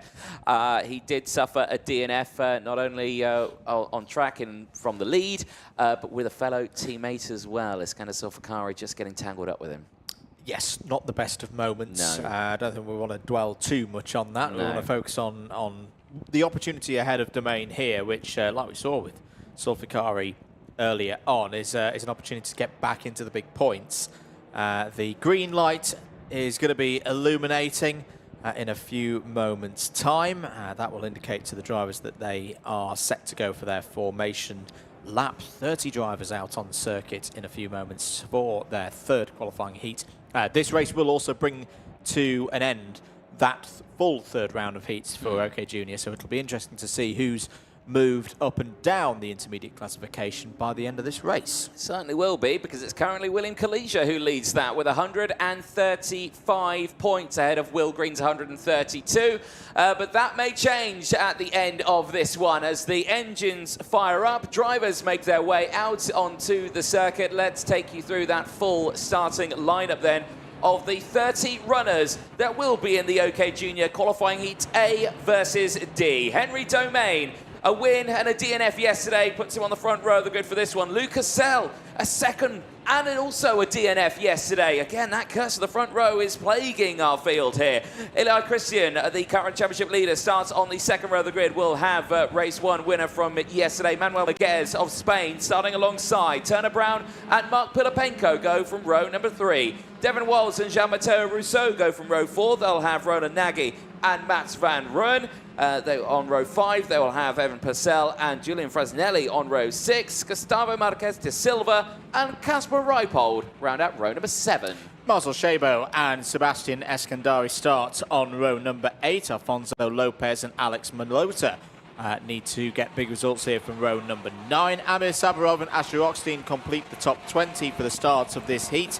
Xavier Dudkovsky and Nicholas Guth go from row number 11. Felipe Sanchez and Martin Bertolacini start on the 12th row of the grid. They're ahead of Nilas Malik. He's had a tough week so far. Starts on row 13 and is joined by Wen Yubo for this race. Emilia Vishmerska and Daniel Oliver are on the 14th row of the grid and completing the field. It's Gregor Callas and Victoria Farfus. Indeed, again, a packed 30-kart grid there as they make their way through on this formation lap, getting those temperatures sorted out. Now we've got a couple of drivers who are, I think, somewhat out of position here. Evan Purcell for the VDK Racing Team is finding himself currently going around turns 2 and 3 all by himself, while the rest of the field is heading down into turn 13 now to get themselves formed up. There is an almighty gap between the two parts of them, and unfortunately for Evan Purcell, he was due to start right alongside Mats van Rooyen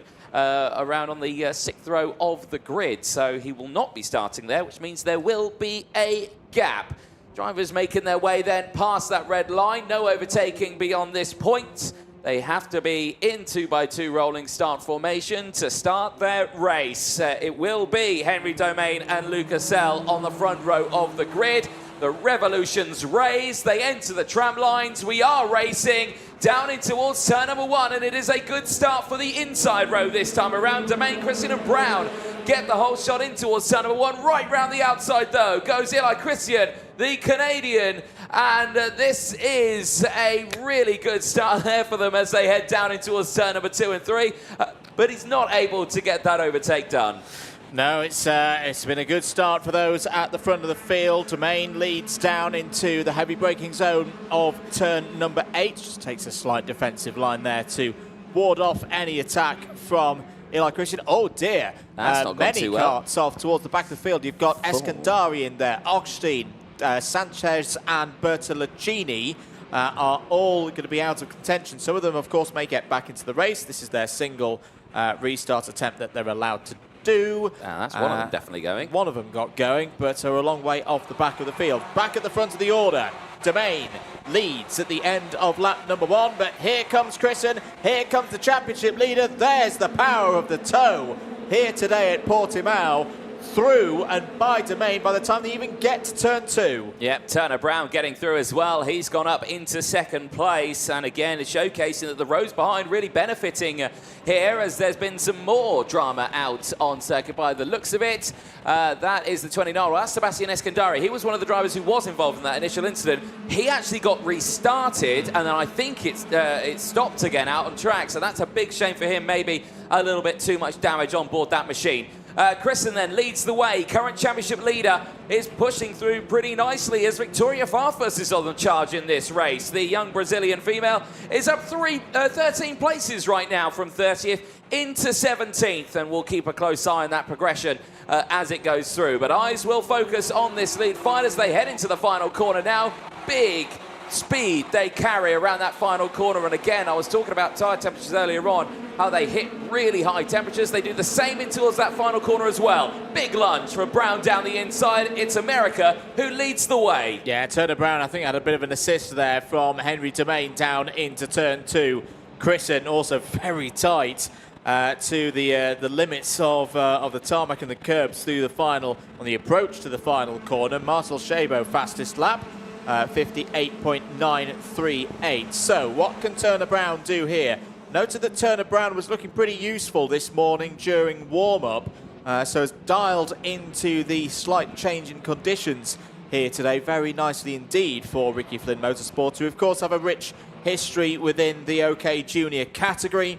Brought many a driver through the ranks. Turner Brown is another one of the drivers in this year's junior class who took part in the FIA Karting Academy in 2024 and impressed a lot of people during that set of events. Meanwhile, Domain trying to go down the inside, and Brown shuts the door. That was heavy defence from Turner Brown. Henry Domain with no option but to pull out of that one. Has already had one DNF, cannot afford to get another. There is going to be a DNF though for the 109 of Daniel Oliver for DPK. So Oliver out of this one, as down the inside goes Chrisen past Domain for P2. That's lovely positioning from Waltz there. Devin Waltz in the number 54, dancing his way through to P2. Chrisen's going to have another go, and he's out on the dirt, and he's going to lose a stack of positions here. Wow, Chrisen's driving there has been so aggressive in this early stage of the race, clipping those curbs, sending it to the inside, really showcasing it, and now it's just bitten him a little too hard, and he's gone off the circuit. But you were seeing how much curb he was taking in that early stage of the race, and that's just not gone his way. Now, and he'll have to fight back as he's dropped all the way down the order, even more in this one. Eyes on the front battle right now then, as they push through. Brown, Waltz and Sell leading the way, as Victoria Farfus, unfortunately, has just received a warning flag. We were talking about her being the biggest mover, but some of those moves maybe not have been too good, because she's just come away with a 5-second in-race time penalty for causing a collision. Yeah, that'll demote Farfus back down the order, currently back down to, I think, around P25. So Farfus has got to get those time gaps up in the remaining laps in this one. We're into the second half. There is a move from Francis Lucas Sell down the inside. Similar situation for Sell to what we've been talking about with Henry Domain. Very good first round, P2. Not very good second round, a DNF and classified, given points for P28. This is more like it from the Frenchman. Down towards turn number 2 then, and in towards 3. Turner Brown has done a good job so far in this race, but is being reeled back in. He's going to have to put some defensive moves out there if he's going to hold on to this lead, Anthony. No, certainly will do. And Ronan Nagy now setting the fastest lap of the race, 58.2 1:56.5. That is some 2 seconds slower than what we were doing roughly at around in qualifying. We're in the warm-ups just before qualifying. They were rocking a 56-second lap times earlier on this weekend, and that is purely, of course, the race pace that we are seeing here. This lead battle here, though, Turner Brown and Lucas Sell. It's gonna kick off, and it does kick off. Sell down the inside at the exit of turn 13, right in the technical part of the lap, has got through into the lead, and now Waltz is right there. Devin Waltz has got a chance to get the slipstream, the toe, and the position here if he can get it down the inside, but no, Brown's going to retaliate instantly. There goes Waltz through down the inside as well, and now it's the USA 1-2 here, leading from France with Lucas Sell back to P3. A very important thing to note there is whilst Brown got a really good run out the final corner, he was only able to get the lead by the time they got to turn 1, the start-finish line. It's a little bit further up the circuit, of course. Evan Purcell's just set a fastest lap of this heat so far, 58.264, trying to recover back through the field after problems on the formation laps. Brown now having to work really hard. Look at them lining up behind to have a go at the number 22. Devin Waltz in second place. Sell, Domain, Roland Nagy. He's been a good drive as well for Gustavo and Marquez de Silva there in the Birol ART, and now it's getting really, really feisty out there as Brown all of a sudden was leading at turn 1 and is now down in 5th place. Well, Devin Waltz's turn now to see what he can do at the beginning of this one, but Lucas Sell is going to fight back. Now, there are yellow flags out into that corner. Now, I'm trying to see why there are yellow flags in towards turn number 1. There's clearly something that's gone awry as we go on to the final lap of this race. So no overtaking was permitted until they could see a green flag. They have gone past that green flag. They are back in racing conditions now. But Devin Waltz is not under too much pressure now because of that. Sell has dropped back, but he's still taken that defensive line. Now that line's put him under the pressure that he wasn't under now. So that's put him into that danger zone. And now Sell will try and get the up and under here to the inside into the same corner he did it only a few laps ago. On Turner Brown, but this time he cannot find a way through. He stays behind, and you can see that train forming all the way down to P6 with Brown now at the back of it. Into the final corner, it's going to be a run to the line for second place. Waltz is going to claim the win. It's Domain in second. He just pips him to the line. Sell drops to third. Nagy takes fourth. Brown at the end finishes P5. Good race. Really good race there from the juniors. That is what we like to see. Devin Waltz, 50 points, goes up into the top 8 in the intermediate classification as things stand. Domain back on course, puts that DNF from yesterday's second round behind him, fights through to P2. Sell, likewise P3. Nagy and Brown get good points in that one. Marquez de Silva, Reipold, Russo, Pilipenko, and Alex Malota should all have reasons to be happy with those top 10s. Julian Frasnelli up 1 spot to P11. Not a happy race for Eli Christian there, the championship leader, down 9 positions. Manuel Miguez, the form for Miguez seems to have gone off the boil. Lost 9 places in that one after a good qualifying yesterday. 14th for Nicolas Guth, up 8 spots. Alfonso Lopez completes the top 15. Marcel Shabo, Victoria Farfus, Evan Purcell, Mats van Rooyen, and Nilas Malik all in the top 20. These results are, of course, provisional before any in-race 5-second time penalties are applied. Vismerska, Wen, Dudkovsky, Callas, and Bertolacini, the last of the 25 finishers. Quite a few retirements in that one, most of them in the early stages. Amir Saburov with 2 laps to go. Daniel Oliver with 6 laps to go, and then out on lap 1. Eskandari, Oshlin, and Sanchez, whose carts you see there on the right-hand side of your screen will be loaded onto the flatbed towed by the VW pickup truck here at the Cartodromo International de Algarve. There is your race winner, though, Devin Waltz.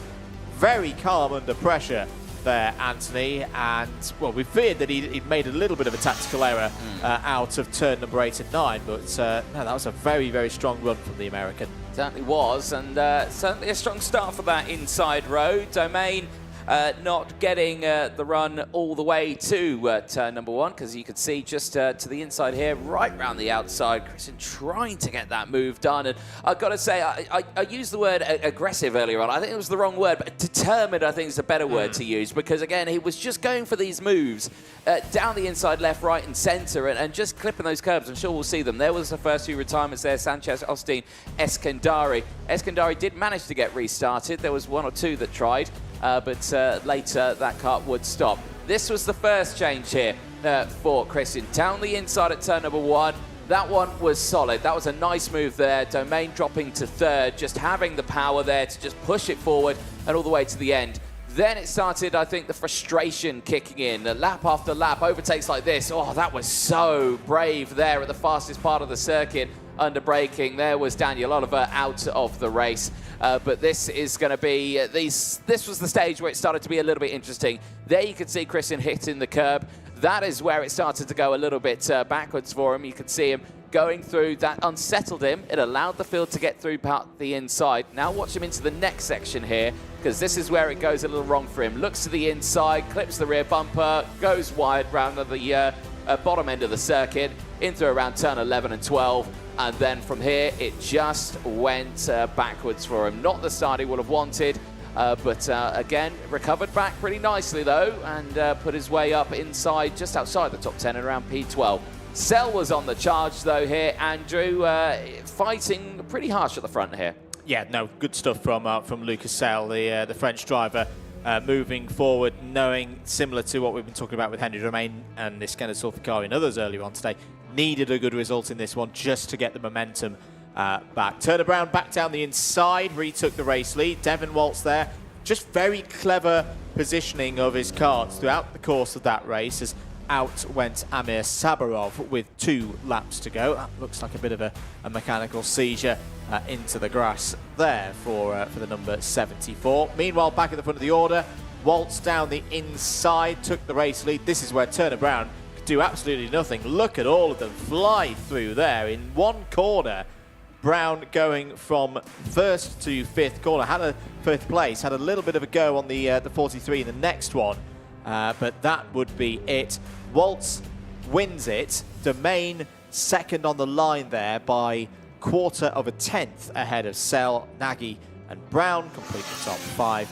We'll see all of those drivers, of course, again later on today for their 4th races after the lunch break. We certainly will. That's what I like about this Portimao circuit here. The start-finish line's pretty late on the straight here, and that gives a chance to get those sort of slipstream and toe overtakes. Well, that is the juniors done for groups A and D. It's seniors A and D now heading out onto the circuit, and once again, it's all down to one driver on this one. Joe Turner, who starts this one on the front row of the grid. Solid start to his day yesterday. Brilliant in-time qualifying with a pole position, and has maintained that momentum throughout it with 2 qualifying heat wins out of 2. But here's what he had to say after that pole position. Here in Parc Ferme, end of Group 1 for the OK category. Joe Turney, fastest in that one, but not an easy group to come through. Some big opposition out there. Yeah, for sure. Definitely some big hitters in that group. So, yeah, definitely happy to come away with the pole. So it's not usually my position after the quali, but yeah, we'll see how the races go. And it was on your 2nd full flying lap right at the end there. Sector 1 and Sector 2 looked particularly key in nipping Danny Kelleher out of that top spot. Yeah, I mean, I sort of knew the last lap was going to be the best, but I had to push a bit earlier than I wanted to, and then I lost the tyre a bit on the end of the last lap, but I mean, it wasn't enough to change too much.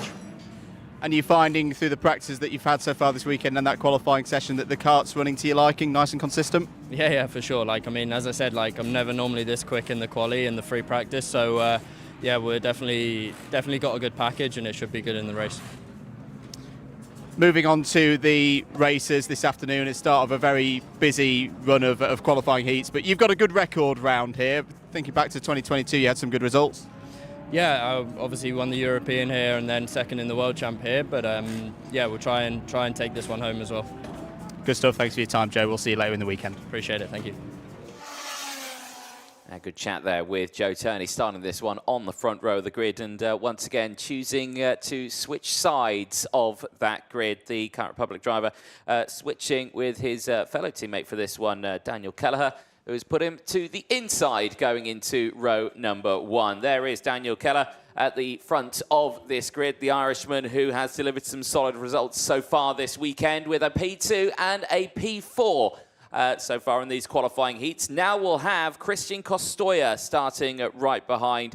Again, speculation. This is only our opinions on this matter. Joe Turney switching sides once again on this one. Is it to stop the charge from Costoya here, Andrew, or is it Joe likes the outside line? I think it's a bit of both, and also a factor of he tried this in round 1, it worked. He did it again in round 2, it worked. You know, if it's going well for you, why change the tactics? But no, it's good that you point out Costoya, who's got 2 second places so far, has had really, really strong race pace. And the fact is, because you're always going to have Turney and Costoya in the same races because they're in the same group.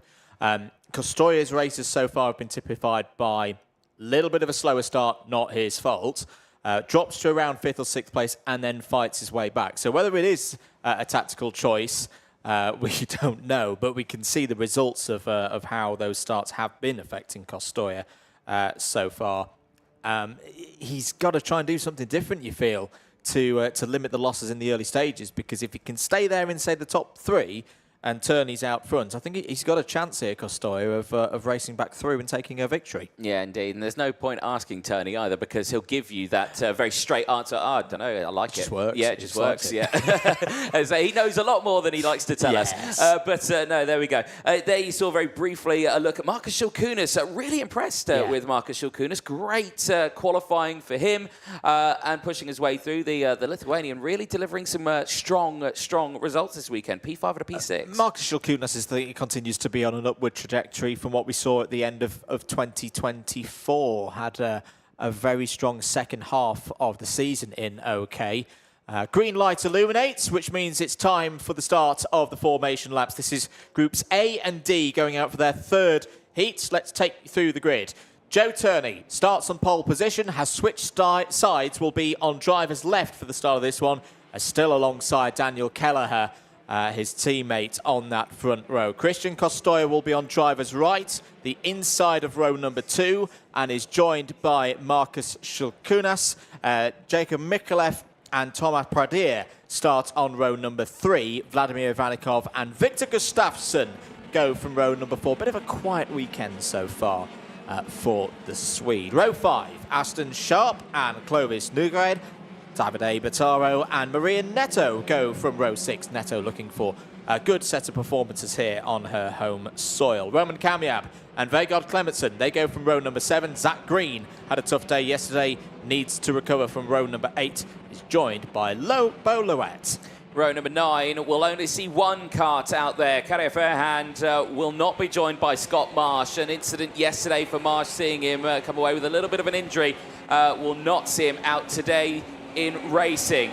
Sky Parker and Antonio Macedo, they round out the top 20. They go from row 10. They'll have Makar Sabalev and Sebastian Korpeng on row 11. Daniel Picorni and Francois Canal go from row 12. They'll have Sinianos Kolovos and Sebastian Mins. It was plagued by penalties yesterday. Hopefully he gets a good race today. Alois Girardet and Carl Luthart, they go from row at number 14. And one driver you need to keep an eye out on this one, Romeo Russell, really strong race in his first one with gaining 8 places. He starts this one for the 15th row of the grid, allowed Vavrik Vadra alongside. Mathis Omer will round out the 31 kart field on row 16, but I don't think he is also there. He is not clocking up on my timing screen either, Andrew, so maybe just transponder, or that is 2 cards missing from this grid. We'll have a look outside the window, the old-fashioned way to see whether the 303 is there. Meanwhile, back at the front, Joe Turney, probably the most watched driver by everybody in this paddock as to what is the champion from last year doing, whether that be with setup, tyre choice. That will definitely come into play later on in proceedings. And these tactics as well of starting on driver's left and looking for that sweeping run from the outside towards turn number 2. Here we go then, lights are out. It is a tremendous start for Joe Turney. Daniel Kelleher slots back into around 5th place. That is perfect for Joe Turney. Down towards turn number 3. Shilkunas is there in 2nd place. Pradere has hopped up to 3rd. Oh, it's all getting a little bit tight in the middle there. One of the CRGs in a spot of bother, and one of the KRs as well. That was Kelleher. Yeah, Kelleher has shuffled down the order. Oh, someone's lost a piece of bodywork there flying around. Is that a side pod? Be handy to us, Marshall. You show us that number on that side pod, because then that breaks a lot of the investigation work down. Eyes on this one, though. Turney still leads the way. That was a messy start there, Andrew. Yeah. So many carts getting caught out in moments. There's more dramas for one at the exit of turn number 8 and 9. There's more dust getting kicked up down at turn number 10 and 12. And I'm just trying to see who the kart is that's off at turn number 9. It might be Kostoya. Jacob Mikulev has not come through sector number 2. The Maltese driver in the 251. So end of lap 1, Turney leads from Shilkunas, and here comes Thomas Pradere down the inside. Kostoya is still there. good. Again, he's down in around 5th and 6th place. I would expect to see Kostoya race back through here based on the speed we've seen him have this weekend, but it's that early deficit. As there is Sebastian Kopeng is out of this race as well. So not good news for another one of the KR drivers. And I'm just spotting out the commentary box window, the 303 that we thought was missing from the grid is missing from the grid. His kart is being pushed back into Parc Ferme for Mathis Almer, who was due to start this one on the back of the grid. Clearly some mechanical gremlins with him. There's a look at your intermediate classification. Joe Turney's looking for his 3rd win out of 3. 150 points to his name if he can get that wagon all the way to the end. However, Thomas Pradere and Marcus Shilkunas are going to make that, I suspect, very difficult for him, as long as they don't fight for 2nd place. If they can work together and close that gap, we'll have a 3-kart battle for the race lead. I tend to agree with you there, and it's good for the Tony Kart team that they seem to have found some pace overnight. Kostoya, fastest lap of the race, 57.044. So keep an eye on the Spaniard, championship leader. Championship leader with 24 points before the start of this weekend is up to P4 and will look to close in now. Was quicker than Shilkunas, was quicker than all 3 drivers ahead of him through the first sector. So Kostoya on the charge. Yet again, Clemenson's had a good start for this heat. Anthony up 9 places into the top 5. Boloet, I believe, could be our driver, missing a side pod. A technical flag is out for the driver of the 276 machine, and that will be his race over. And you might think, actually, why hasn't he not just come in if he knows his side pod's come off?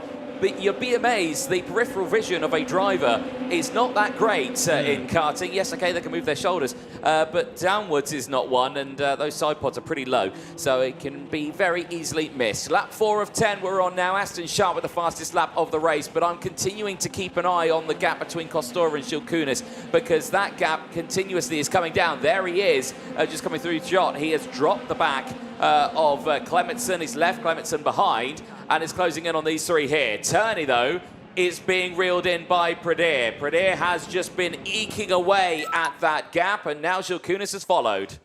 Start line timekeeping, technical flag 276. Well, confirmation there, the 276 of Boloet receiving that technical flag. Side pod missing from his wagon, and he is out of this qualifying heat. Marcus Shilkunas, he's now losing touch of these 2 drivers ahead. You can see him there. It was pushing his head forward. There will help him out, though, because down the inside, Thomas Pradere takes the lead. Really good stuff from Thomas Pradere. Goes for the move that a couple of drivers have just shied away from so far this weekend, to take it to the reigning champions of the future, and of course the reigning European champion in this class. But Pradere takes the lead and looks to move him to, well, at the moment he's 7th place in the intermediate classification, but he's in a very, very tight group in and around 5th place. So this could be a big result for the French driver. What has Turney got now? This is going to be a moment where we see, has Turney got the speed in the toe? We have seen Turney and the KR team playing around a lot with detailed setup changes for the kart. This is where we start to see, has it given Turney good speed when he's sat in second place. Sebastian Mins is your biggest mover out there, up 16 positions into the top 10. Mins needs that, had a disastrous day yesterday, disqualified from his first race and then P29 in the second one. Mins almost needs a perfect day, if not the perfect day, from starting from the 13th row of the grid in each of these races, if we're going to see Mins through into the latter stages, into the superheats and finals tomorrow. Yeah, we'll have to wait and see what happens. It's a long way until we get to that stage. This is starting to close in a little bit here, because look at that. It's Christian Costoya has closed in once again. We were saying his pace was quick. We were really seeing what he could do. He has come away with 2 second places over the course of these qualifying heats. If anything, he wants to better that on this one. He's going to go for 3rd place, and that's the first one down. That's past Marcus Shilkunas. We're on lap 7. Plenty of time left in this race here, Andrew, I think, to get that job done. Yeah, and this next battle is going to be really interesting to see. Turney versus Costoya. And how they're going to play, because we haven't, even though they've been in each other's races, we haven't seen them go wheel to wheel so far this week here in Portimao. We've got 3 more laps to go after this one, sweeping through once again through 10, 11 towards 12. Turney feeling the need to just take a slightly defensive line. They had a good grip through turn 13, closed in on Pradir a tiny amount. Costoya, does he go for the move? Yes, he does, side by side. Turney tries to hold it around the outside, holds on to 2nd place. Here we go then, 3rd round of the heats. These are 2 of the favourites for the race victory in the final on Saturday afternoon. Turney checks over his shoulder, sees Costoya there. Costoya, who's of course moved up from the junior ranks this year. It's another batch of graduates into the senior category that Joe Turney's got to deal with. He's the elder statesman of this category now. Daniel Keller has set a new fastest lap of the race on a 56.3, but is down in 9th place. This is great news for Thomas Pradir, though, Anthony, because whilst Turney and Costoya battle over 2nd place, he's got an easy ride up front. Yeah, he certainly does, but the fight's not over. Once more! Oh, but there's yellow flags out, and Costoya had to back out of that one. Absolutely side by side. There's the reason for the yellow flags. I think that's Vengar Clementson getting walked away by the marshalling team. But Costoya unsighted there, backs out. I think he might have just got away with that one, but that, I'm sure, will be looked at. Yeah, very keen to get through, and nearly made a big error in that one. Under investigation, the number 230, that's Davide Pataro, potentially causing a collision in this race. We're on lap number 9 of 10. Thomas Pradir, what a turnaround this has been for Tony Kart here today. There's the yellow flag, clear yellow flag. Costoya down the inside. There was a sort of more than a touch between Costoya and Turney there. No lasting advantage. And Costoya checks over his shoulder to see there. Yeah, there was that yellow flag out.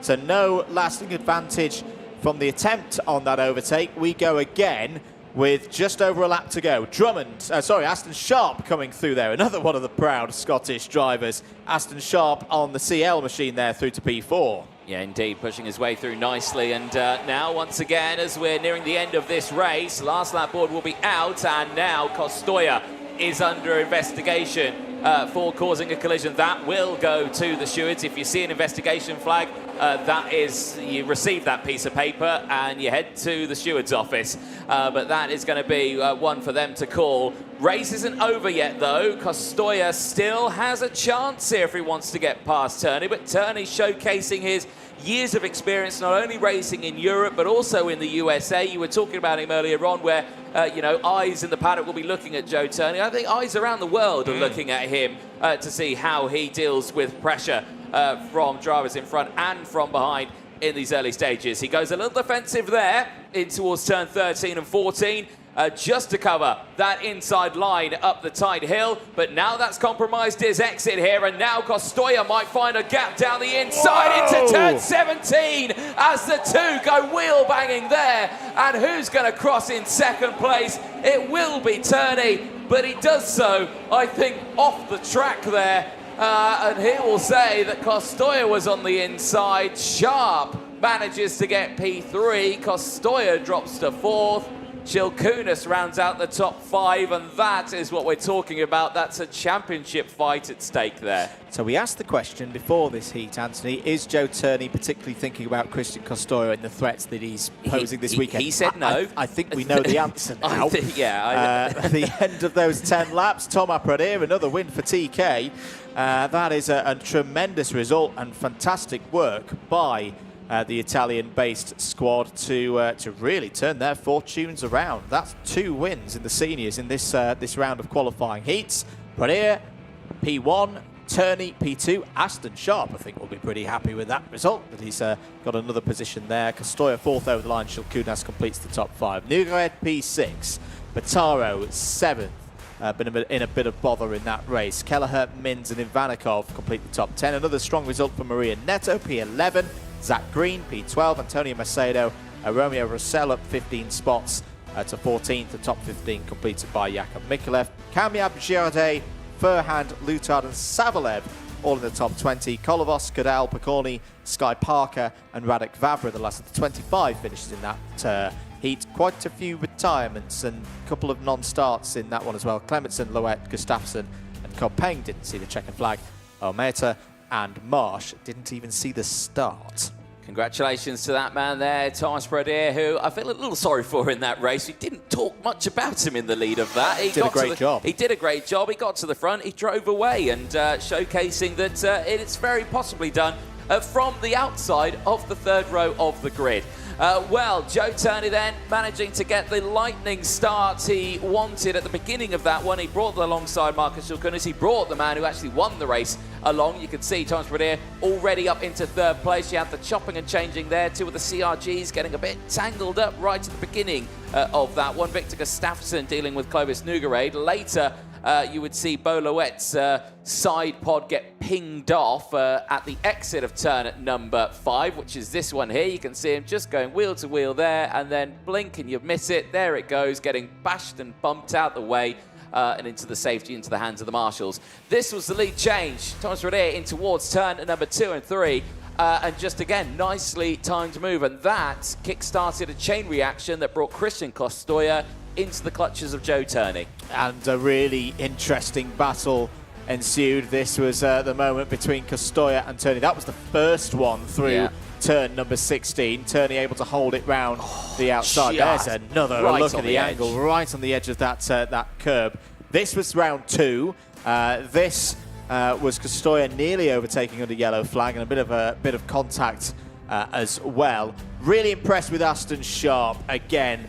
Went under the radar a bit in that race, but got back up to P3. And then this was round, well, I've lost count now of how many rounds that we had between Turney and Costoya on that one. Both of them running into one another there again. And the reason why I think it's key here that Turney will be looking at is not just the intermediate points, but how these could potentially convert into championship points. At the end of that race, you've now got Turney in the lead once more on 144. 12 points back is Martinezzi. But this is the key bit. Costoya's another place back.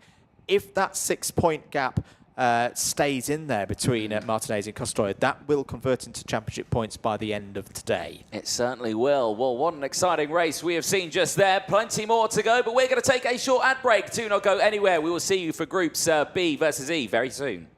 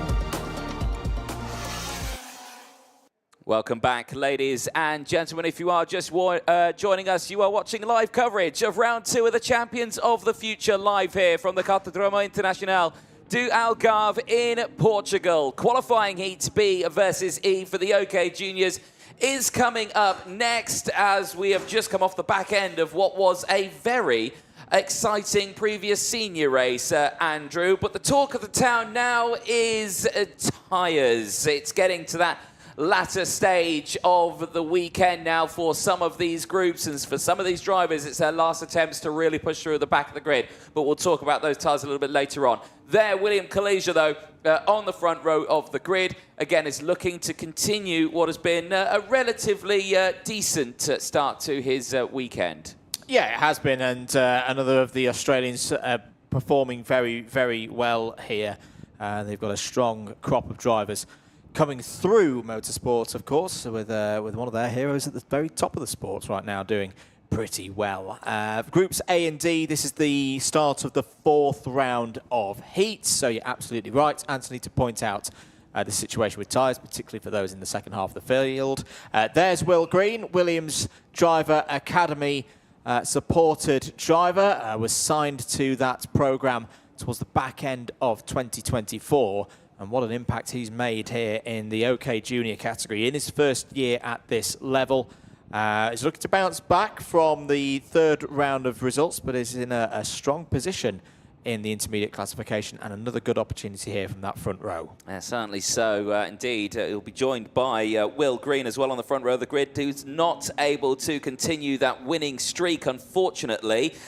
His 2 wins from yesterday, who put him at the front of the order all the way throughout today. He suffered a P8 earlier on, but still not the end of the world for him, because he's still high up in those points in the intermediate classification. So just watch what he can do from that front row of the grid. However, it's the 4th row of the grid that I want to keep an eye on this one, because you've got Noah Baglin, who won his last race, and you've got Jesse Phillips, who also won his last race. We go live on board with Noah Baglin as well for this race. He will be looking backwards, and we'll see Daniel Miron right behind him at the start, but that's one driver who's not going away. That is Will Green, and the unfortunate thing is that did his mechanic push him over that white line? I think there's a possibility that he did. Will Green is trying to get the kart going, trying to get a bit of momentum, hoping that the power unit does spring into 100% life, and I think it will. But yeah, it was a very well spotted thing there, Anthony. Was there a bit of outside assistance beyond the white line? We'll find out in due course. Here's your grid. William Kalesia starts on pole position on used tyres, as does Will Green. Matteo Rivals and Iskender Solfikari go from row 2. Remy Samchek and Luke Tal go from row number 3. Then it seems to be row 4 where everybody wants to be. Noah Baglin and Jesse Phillips both won their last races from that row. They go once again from inside the top 10. That's completed by Daniel Miron and Samuel Hugon. Dan Alaman and Valerio Villapiana go from row 6. On row 7 it's Gilles Herman and Manny Nuvolini. Row number 8 starts to see some of those new tyres we were talking about. Giacomo Giusto has gone for a brand new set on the left-hand side. Ludovico Mazzola will start alongside. Truchot of the USA, also fresh set on the left-hand side. We'll have Pizzuto alongside him. Nathan Kaplan and Lilian Scarborough go from row 10. They ran at the top 20. They'll have Leonardo Gorski and Ilya Bezklin on row number 11. Santiago Diaz de la Vega of Mexico. Brand new set on the left-hand side, the same as Priam Bruno. Olivier Adesini and Tony Cachaferro go from row 13, but only Cachaferro with a brand new set. Zhang Jose of China also with a new set. He'll have Mohamed El Bazaki and Dean Hugendorn from the back of the grid. Hugendorn not choosing to go for the brand new set because his races have been good so far. He wants to continue using these old tyres and see how long he can get them to push for. And maybe try and latch onto one of those fresh rubber runners to do all the hard work for him. So, yeah, I like that tactic from Hugendorn, not going too early with the fresh boots. A pretty easy choice around this circuit to bolt them to the left-hand side, given that high-speed run and all the right-handers that you have round this place. Under starters orders then, it'll be over to race director Martin Bean to get us going for this one. 8 laps once again. Penultimate round of the heats for OK Junior is go. No, we're going to go around again. That was a close one, but we are going to have another formation lap. The flashing amber light is illuminated. Well, that gives maybe the drivers on those fresh set of boots to get the release agent off just that little bit more, maybe get them up to a good operating window as the field heads around once more. For any other drivers, this is another lap that they put wear on their tyres that they didn't initially want or foresee. Yeah, like you're saying, some of those results that we're seeing are really kind of up and down. They're quite wild, these results. Like you say, okay, Baglin, 4th, 6th win. Phillips, 4th, 4th and a win. Then you've got Luke Tal, 3rd, 2nd, 6th.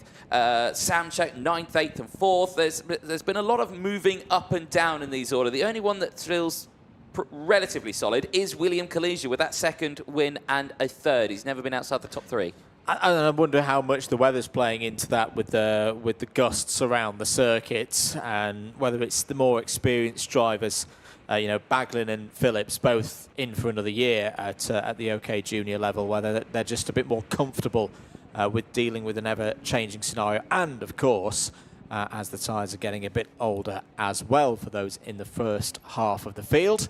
Take 2 then, Kalesia and Green on the front row. Will Green's already had a bit of drama in this race, but has been able to take his place on the front row. Round turn number 17, waiting for that acceleration line. Do we go for a race start? Yes, we do. Lights are out, very even across the front row. Green's going to have another chance here of holding it around the outside. There's big problems in the second half of the field. Many drivers involved. Pretty much the second half of the field all had to take some level of avoiding action. 2 drivers at least were left at the back of the order. Will Green, though, is your early race leader. He certainly is. That all started with Matera Rivals spinning. Unfortunately there, that is out of the race for the victory lane driver, Tony Cacciaferro. He goes no further. There was a warning flag up there. What did that say? Investigation for Will Green. Assistance beyond the white line, as we thought we saw here in the comms box. That'll, of course, be checked and verified by. So this initial, and it's going to be this little kick there. That is pretty slam dunk, isn't it? You're not allowed to touch the cart beyond the white line, and there's more problems for Will Green, who has now been shuffled down to 3rd place. This, you can tell we're into the penultimate round of these heats now, as Kalesia's down the inside, Sulfikari in there as well. It's 2 Forzas back at the front of the field. Don't run into each other, boys, like we saw between Sulfikari and Domain yesterday. Boy, oh boy, this one's hotting up. It certainly is. I don't know what they've put in the water, as there's been some dramas out there for some others. Daniel Miron has not come through on this one. He has tumbled down the order on this second lap of the race, and hopefully he is still in this race. Eyes focus on this one, though. Kalesia is in the best possible situation now to try and break away from the rest of this field if Will Green starts defending from the rest of the drivers behind. I think Hugon and Nuvolini now have had a moment as well, because they've just tumbled down the order. I'm trying to look out in the circuit. I can't see any moments out there, but they've just been tripping over each other left, right and centre. Yeah, they tripped over each other in turns 8 and 9. Hugon was able to return to the racing surface, but a long way down the order as Sulfikari goes down the inside of Will Green for P2. Look out for Remy Samchik behind as well in the blue and orange Fusion motor. He's held there in 5th place. Dan Alaman is involved once more. William Kalesia, though, your race leader, is also the fastest driver out on circuit with that 59.232. He is, but he's not breaking away, though, because Iskender Sulfikari is right behind him, and Sulfikari was a grand total of 0.2 faster in Sector 1 alone on this lap. So that is a huge gain that he's had, and that's purely down to that slipstream down the start-finish straight. So Kalesia is not able to break away here under his own steam. Action in the background there. There's Baglin going for the move on Dan Alaman. He's managed to squeeze that cart down the inside. That's a change for P6 on the grid.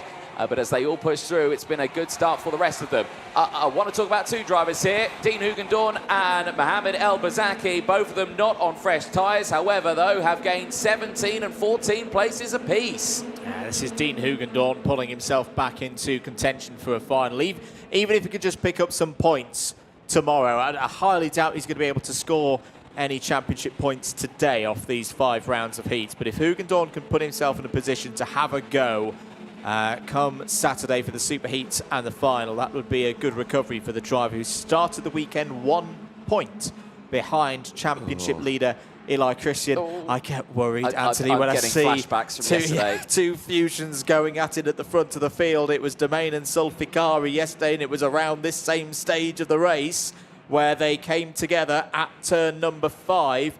I'm sure all of the drivers have been read the riot act to an extent by the team, because they are in such a strong position here this weekend, particularly in the juniors. They've got to be careful. Meanwhile, Will Green's trying to push Sulficari into the lead, and is going to do so. There's not much that Collegia can do about that situation. Through goes Sulficari, through goes Green as well. Tal up to 3rd. Collegia had to pull out of that one to ensure there wasn't going to be a repeat of yesterday. Can now rebuild from 4th. Berezkin under investigation as well in this race. So drivers being spotted left, right and centre in this one. Eyes focusing then. Iskander Sulficari in the lead of this race. Green now back into 2nd place and is pushing through pretty nicely, holding on to that position. But again, he wants to get back up into the lead of this race. But Tal's certainly going to make that difficult for him. Luke Tal has been having those good results as well. He's one of those drivers you need to keep an eye on, a 3rd, a 2nd and a 6th. So pretty solid results for Tal so far in this one. Here we go. It's Green to the inside at turn 1. That was a risky place to do it. And Sulficari just slams the door closed, denies Green a chance to get through. And now Tal is under pressure from Collegia. They go wheel to wheel on the exit at turn number 4. They stay in position. And now Baglin's back. Now Alaman is there. Samchek is there as well, and they're all closing in. And what a time for Baglin to set the fastest lap of the race as well. Yeah, that's right on the edge from Sulficari there. Collegia down the inside. That's a nice move for 3rd place, and Baglin's going to step through. This is what I'm talking about with Noah Baglin in 2025. Just that extra year of experience. This time last year, he kind of used to just throw himself a little bit too keenly into situations, would have a few incidents out there. This year, he's driving wiser, he's driving calmer, he's seeing battles ahead of him and going, my opportunity isn't going to be yet, it's going to be now. Good moves there by Baglin up to P3. Sulficari now leads by half a second from Green. Baglin 3rd, Samchek and Collegia still fighting over P4. Indeed. Well, the race is nearly coming to an end here. We are on lap 7 of this race as Dean Hugendorn continues to pile his way through the order. Now 20 places gained. He's broken into the top 10 in this one on old tyres, passing drivers on fresh tyres on the left-hand side.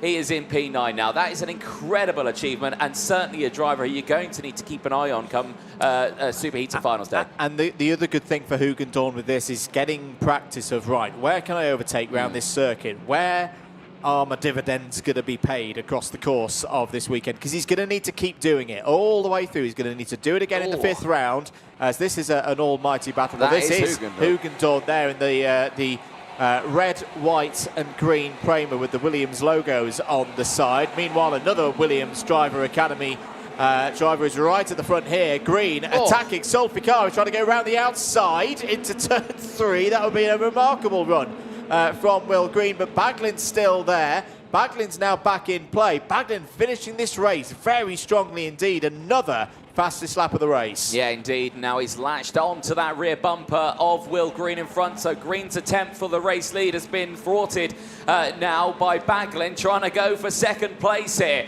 I'm sure he'll be delighted with this one after that win earlier on. To get a P2 will still be a good result in the bag for him as they head down into that bottom section of the circuit. There's a look at your intermediate classification as it stands. Baglin getting that move done, but not holding on to it because Remy Samchek, I'll take another 2 spots. Thank you very much, lads. That's a P2 for me. Across the line, Sulficari will take it, checks over the shoulder seats. Where did everyone go? Oh, they're all back there. Samchek takes 2nd from Baglin. Green, Alaman, the top 5.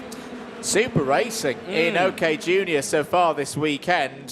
They had very scrappy timed qualifying sessions yesterday, had a bit of a talking to, and they've responded in the right manner. Sulficari takes another race victory then for Forza Racing here this week.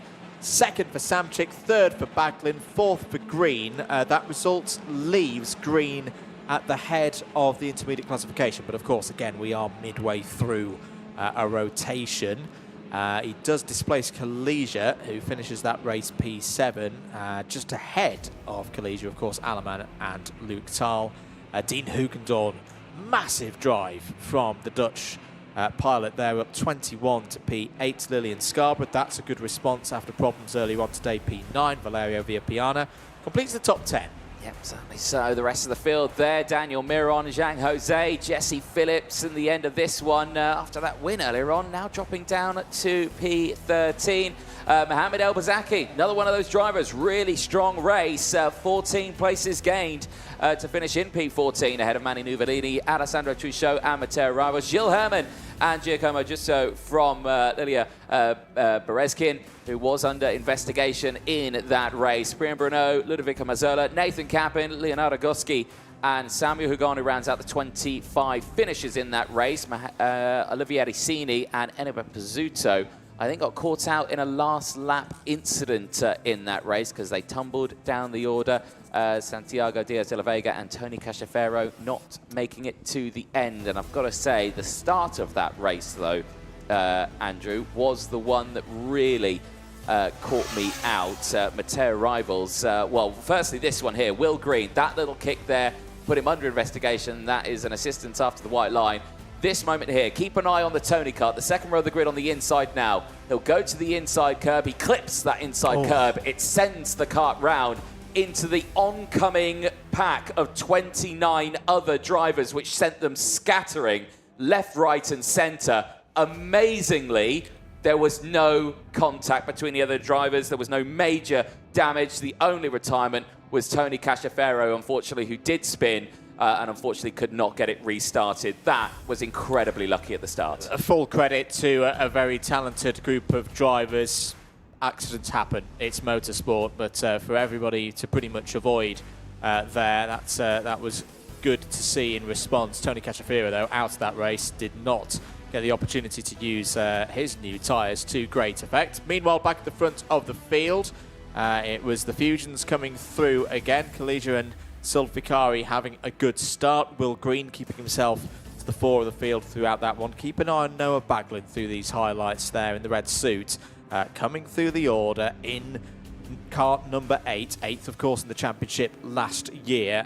He's really pulling himself into play. That was the moment Sulficari took the race lead. That was a close moment, closing the door on Will Green through turn number 1. That brought the likes of Luke Taal and Noah Baglin into play. Kalesia on the outside on this occasion would fall down the order, and continuing a theme that we've seen across the juniors so far this weekend, no real dominant force, no one taking every single result in the top 2. That's the first time we've seen Kalesia outside of the top 3 on that occasion. Baglin smartly working his way through the field. This was a nice move down the inside to get past Will Green. It didn't result in a net gain because Samczyk got both of them on the exit. But good for Iskender Sulficari. That puts yesterday behind him. Some very good results here this morning in the early part of the afternoon. Forza Racing have got a good shot here this weekend. They certainly do, looking strong like they were last year as well. And Iskender Sulficari will be happy with that result. One more race to go then before we head to the lunch break. We're going to take a short break. Do not go anywhere. We'll see you for Senior Groups B and E in a few moments' time. It makes life a lot easier out the track, so you don't have to worry about school and on-track performance and grades and all that sort of stuff. The school understands exactly what I'm doing. They understand, how important it is for me, and the schedule that they, cater for me is really well balanced, and I really enjoy it. It's a very fine balance between his sporting career and also his studies. He doesn't have to compromise on either. I'm very happy that Meneva has supported us through this journey. The communication is great, and yeah, I'm enjoying it. I think MVA would help a lot of other races. A lot of people come into the track and asking about it. What do you do for homeschool? Like, how does it work? And I always say, Minerva, you need to contact them and get going with them because it's made my life so much easier. Welcome back, ladies and gentlemen, to the Champions of the Future. Round 2 live here from Portimao. We are one race away from the halfway point of the day before we go into the lunch break. And then it gets to what we like to call, Andrew, crunch time out there. That's where you see the last of these qualifying heats, the last-ditch attempt to get your kart through into those super heats tomorrow. Because remember, it's only the top 72 that go through into it. And there is a handful of drivers in this race who are at the back of the grid who have deployed those tyres. We will talk about that a little bit later on. Eyes on the front row for this one here.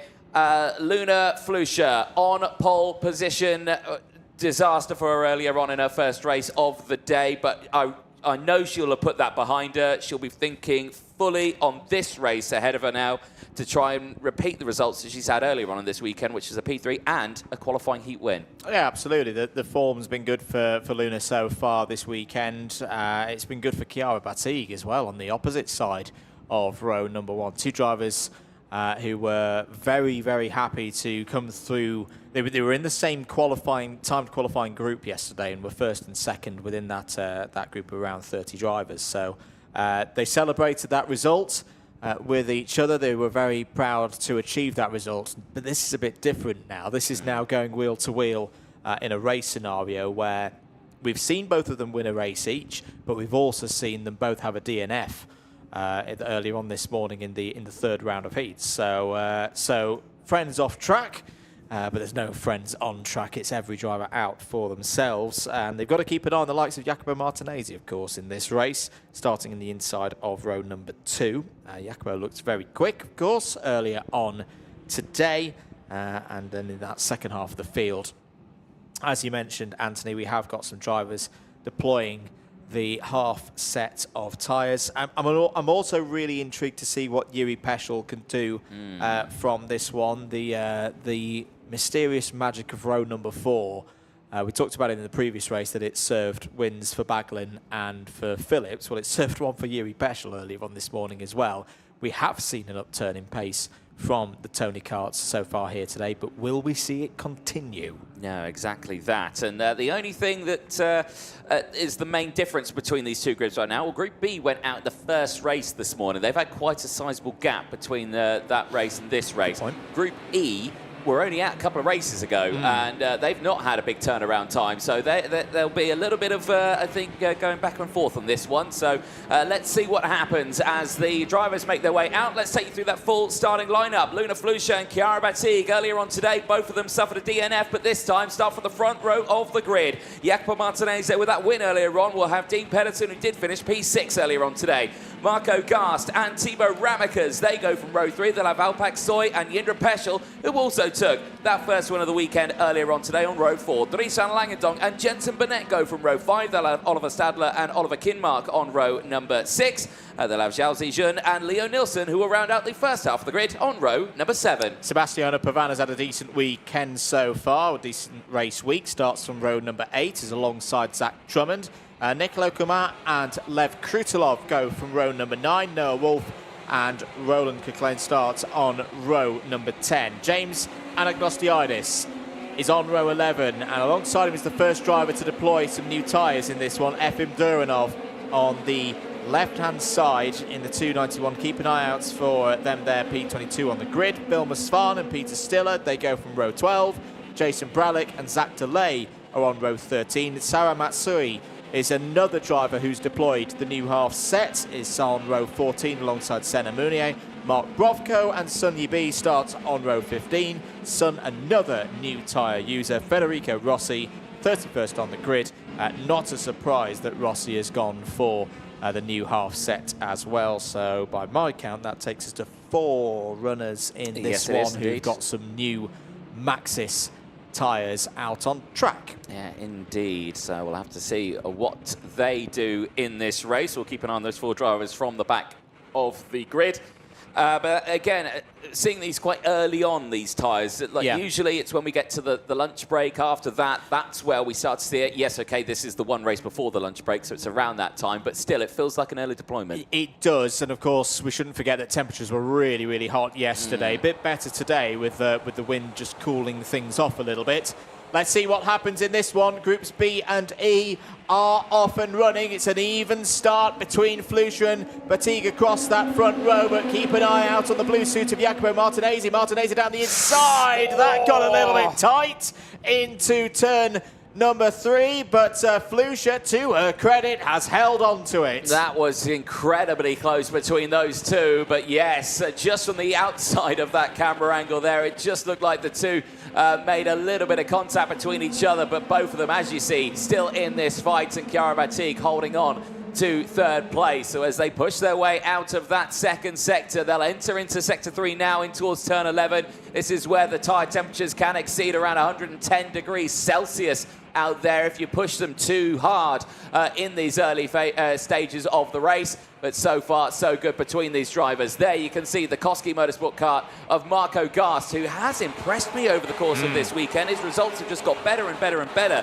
over the course of these races, and I reckon he could be looking for his best result in this race so far. Check over the shoulder for Jacopo Martinez. Chiara Batiga not going for the move. However, Peschel is on the move in the background. He's already up 2 places and looking at Marco Gast. Change for the lead. It's Martinez back at the front. Here comes Batiga to the inside. Forces the way through past Luna Flusha.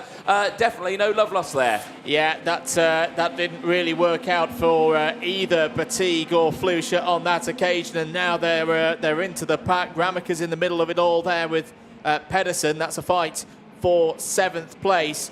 Jacopo Martinez is now looking to run clear of the rest of the field. This result would put Martinez back into the lead in the intermediate classification. Again, this is halfway through a round, of course, so that big lead that he's got on the leaderboard isn't truly reflective.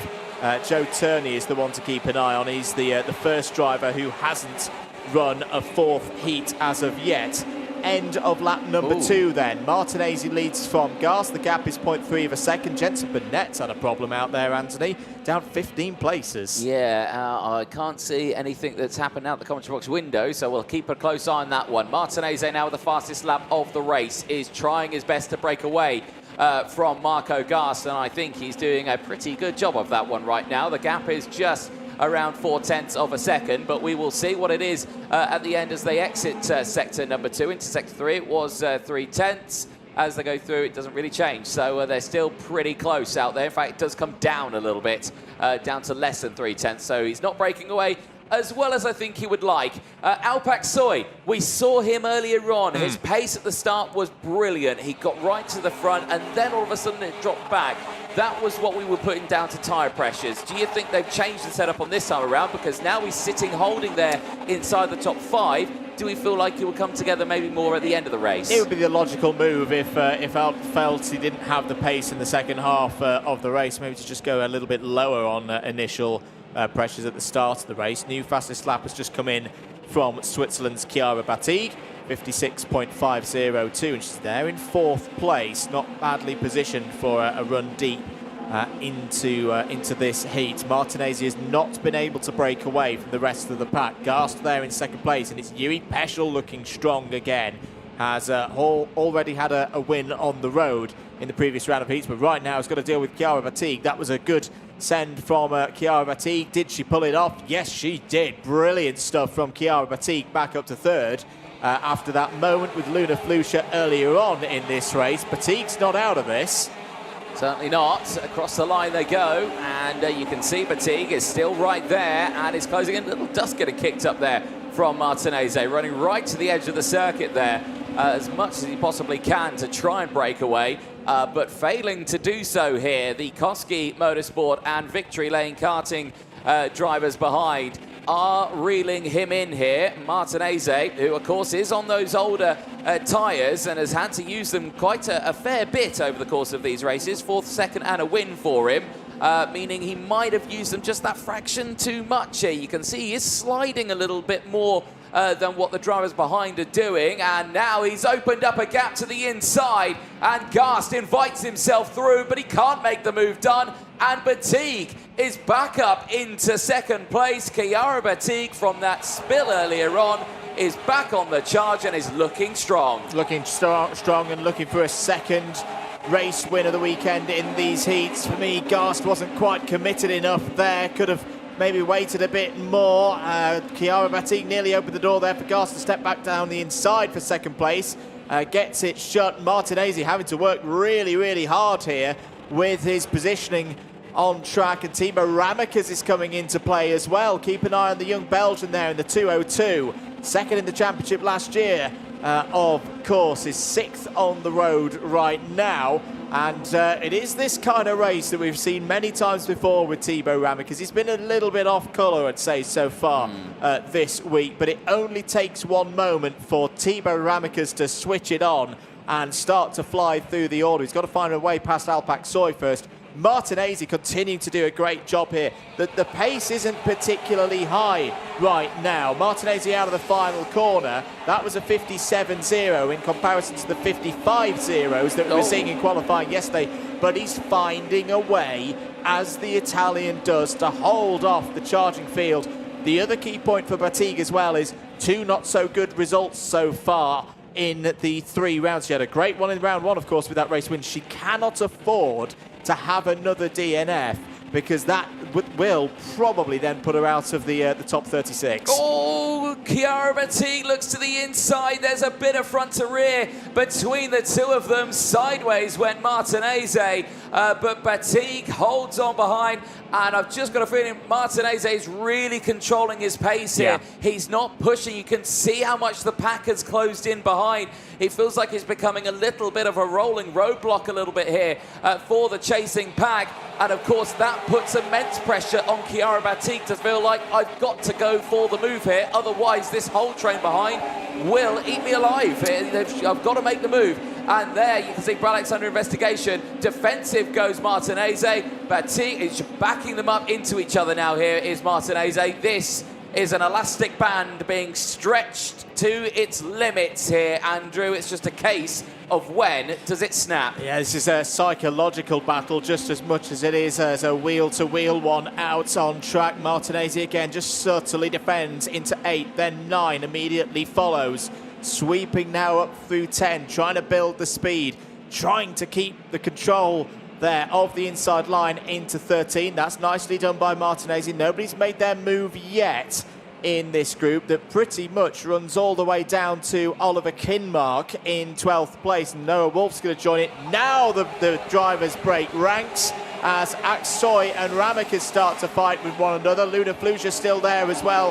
Was in P7, has just lost it to Nielsen. And behind again, Ramakas down the inside. Was that Peschel trying to switch back to the inside to retake positions there? That was a super run for Peschel through turn 3. Martinez, though, what a defensive clinic this is, Anthony. He's still leading this race. Yeah, this is a defensive masterclass here. He's not going overly defensive into these corners. He's just parking it in the middle there just to deny the chance to get through. But here comes Batik in towards turn 10. Gas goes through, and he's going to get a 2-for-1 here. And Martinez goes back through. Is he going to retake the lead here? No, he can't. He stays behind in second place, but now he goes through it into the next corner. Martinez not only defending, but he's re-attacking this lead battle, and he continues to hold on to the lead of this one.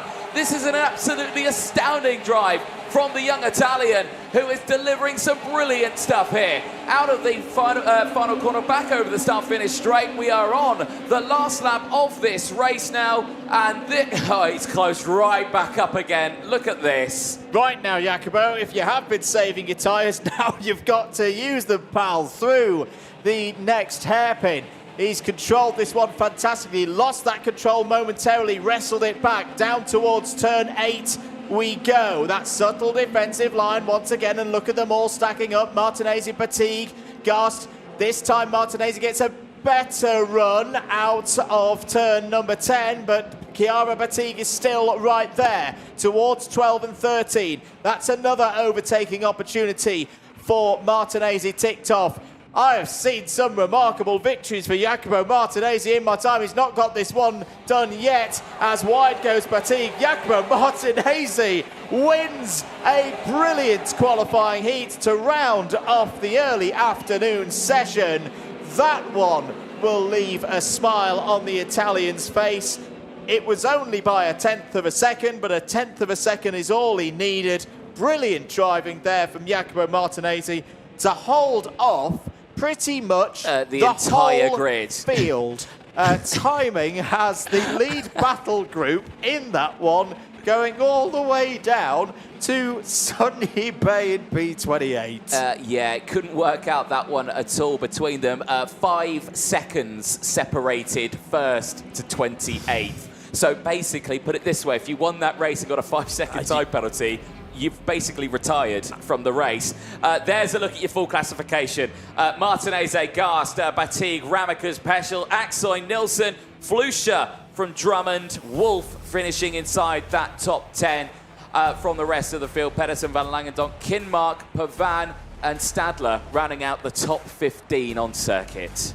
Brilliant stuff there in that one. Kiklani 16th place. Joao Stiller, Kuman and Krutelov take us down to 20th place. James Anagnostiadis won't be happy with that. P21, and I think I saw as well that he's got a 5-second penalty to boot in that one. If ever there's a race you didn't want a 5-second penalty in, it was this one. Rossi, Burnett, Duranov, Meunier take us down to P25. Svan, Bralic, Sun, Delay, Brovko and Matsui. All 31 drivers who started that race finished it, Anthony. Some really good driving. Indeed. Well, plenty of action is still yet to come later on today. Of course, lunch break coming up. But, of course, we'll see the highlights from that race because there were, well, quite a few of them, I would say, in that one, Andrew. But for Jacopo Martinez, that's a frustrated look on his face. He obviously feels like there was something not fully right, which is why it was a defensive masterclass from all the way throughout this one. This was the highlights from it. Flusha, right at the beginning of this one. Watch this first moment here. Oh, how close could you be? Martinez on that inside curve. It looked like the two of them had made a little bit of contact there, but both of them maintained their composure right at the initial start of that race. Yeah, they did indeed. Further back in the field, very close as you come to expect here at Portimao. This was the move for the lead, the initial one. Martinez down the inside of Flusha. Chiara Batig would have a go at Luna Flusha into the next braking zone. Just clipped the curb on entry. They both stayed in the race, but lost a number of positions in that exchange. This down the inside was Gast having a go at Martinez. Very shrewd move there from Batig to get back up to second place. Indeed, that race then continued all the way to the end of it because it was just a chasing pack. This was that initial little bit of contact there between the two of these. Batig just under braking, clipping that rear quarter of the back of Jacopo Martinez's kart. This was then that initial overtake. This is where we thought, okay, he's lost it. Yeah. He's done. He's going to fall backwards now. Gast managed to get through. That move there, I think, brought Jacopo back into play because you could just see now he could get back down the inside of Chiara Batig. Then I was thinking it would settle for P2, but no, blink, you'd have missed it. Back down the inside through the likes of turn 14, managed to get that pace down the inside, and unfortunately, just for Gast, he couldn't hold it round the outside there. He was going to get squeezed off the track, and then Martinez back into the lead. That brought everyone back into play, and it was right, take 52 of this race. And what was particularly impressive about that last overtake for Martinez, he didn't push the fronts too hard into the corner. It was a exquisitely executed overtake to take that victory. We've seen so many runs so far this weekend, Anthony, where someone has gone too deep and it's third place to then nip in underneath and get the race victory. That was a fantastic way to finish the morning and early afternoon session, bring on the next round of heats. Yeah, certainly so. But we will be taking a lunch break. If you're watching on YouTube, your broadcast will end. But don't go anywhere because we've been talking a lot about tyres and lots been happening behind the scenes with Max's Racing. Here's a look, a little bit about what these tyres can do around this circuit. Let's go on board for a lap around the Cartodrome International du Algarve. We launch down the main straight with engines screaming at maximum RPM, reaching top speeds of 137 kilometers an hour. Now comes the first major braking zone down the hill. This one is from that top speed all the way down to 58 kilometers an hour. This is a tricky braking zone where it's very easy to get it wrong. The next complex of corners through turn 3 to 5. This one puts the front left tyre under serious pressure, pushing it to the limits with each rotation as you head around the tight hairpin corner before you head up the hill, because this is where it starts to get a little bit tricky for the drivers. You breathe slightly now with this stretch. This is the only part of the track where tyres cool down, but make a mistake beyond this point and you'll be running hot until you're back here again on the next lap. Approaching turn 8, this is another intense braking zone, dropping from nearly 130 kilometers an hour to 65 in just 60 meters. That's less than 2.5 seconds into the braking zone. Turn 11 is one of the 2 most punishing corners for the tyres, where temperatures soar beyond 110 degrees Celsius under extreme loads. These are incredible temperatures that drivers need to make sure that they handle over the course of a lap. Here, the kart slowed down from around 120 to under 55 kilometers an hour in just 55 meters, the slowest point of the lap, all in only 2.5 seconds. The final part of the circuit here is so demanding on a driver and the tyre. As you go through turns 16 and 17, the final corners now, fast and sweeping, pushing massive strain on the tyres. Once more, temperatures climbing back to over 110 degrees Celsius.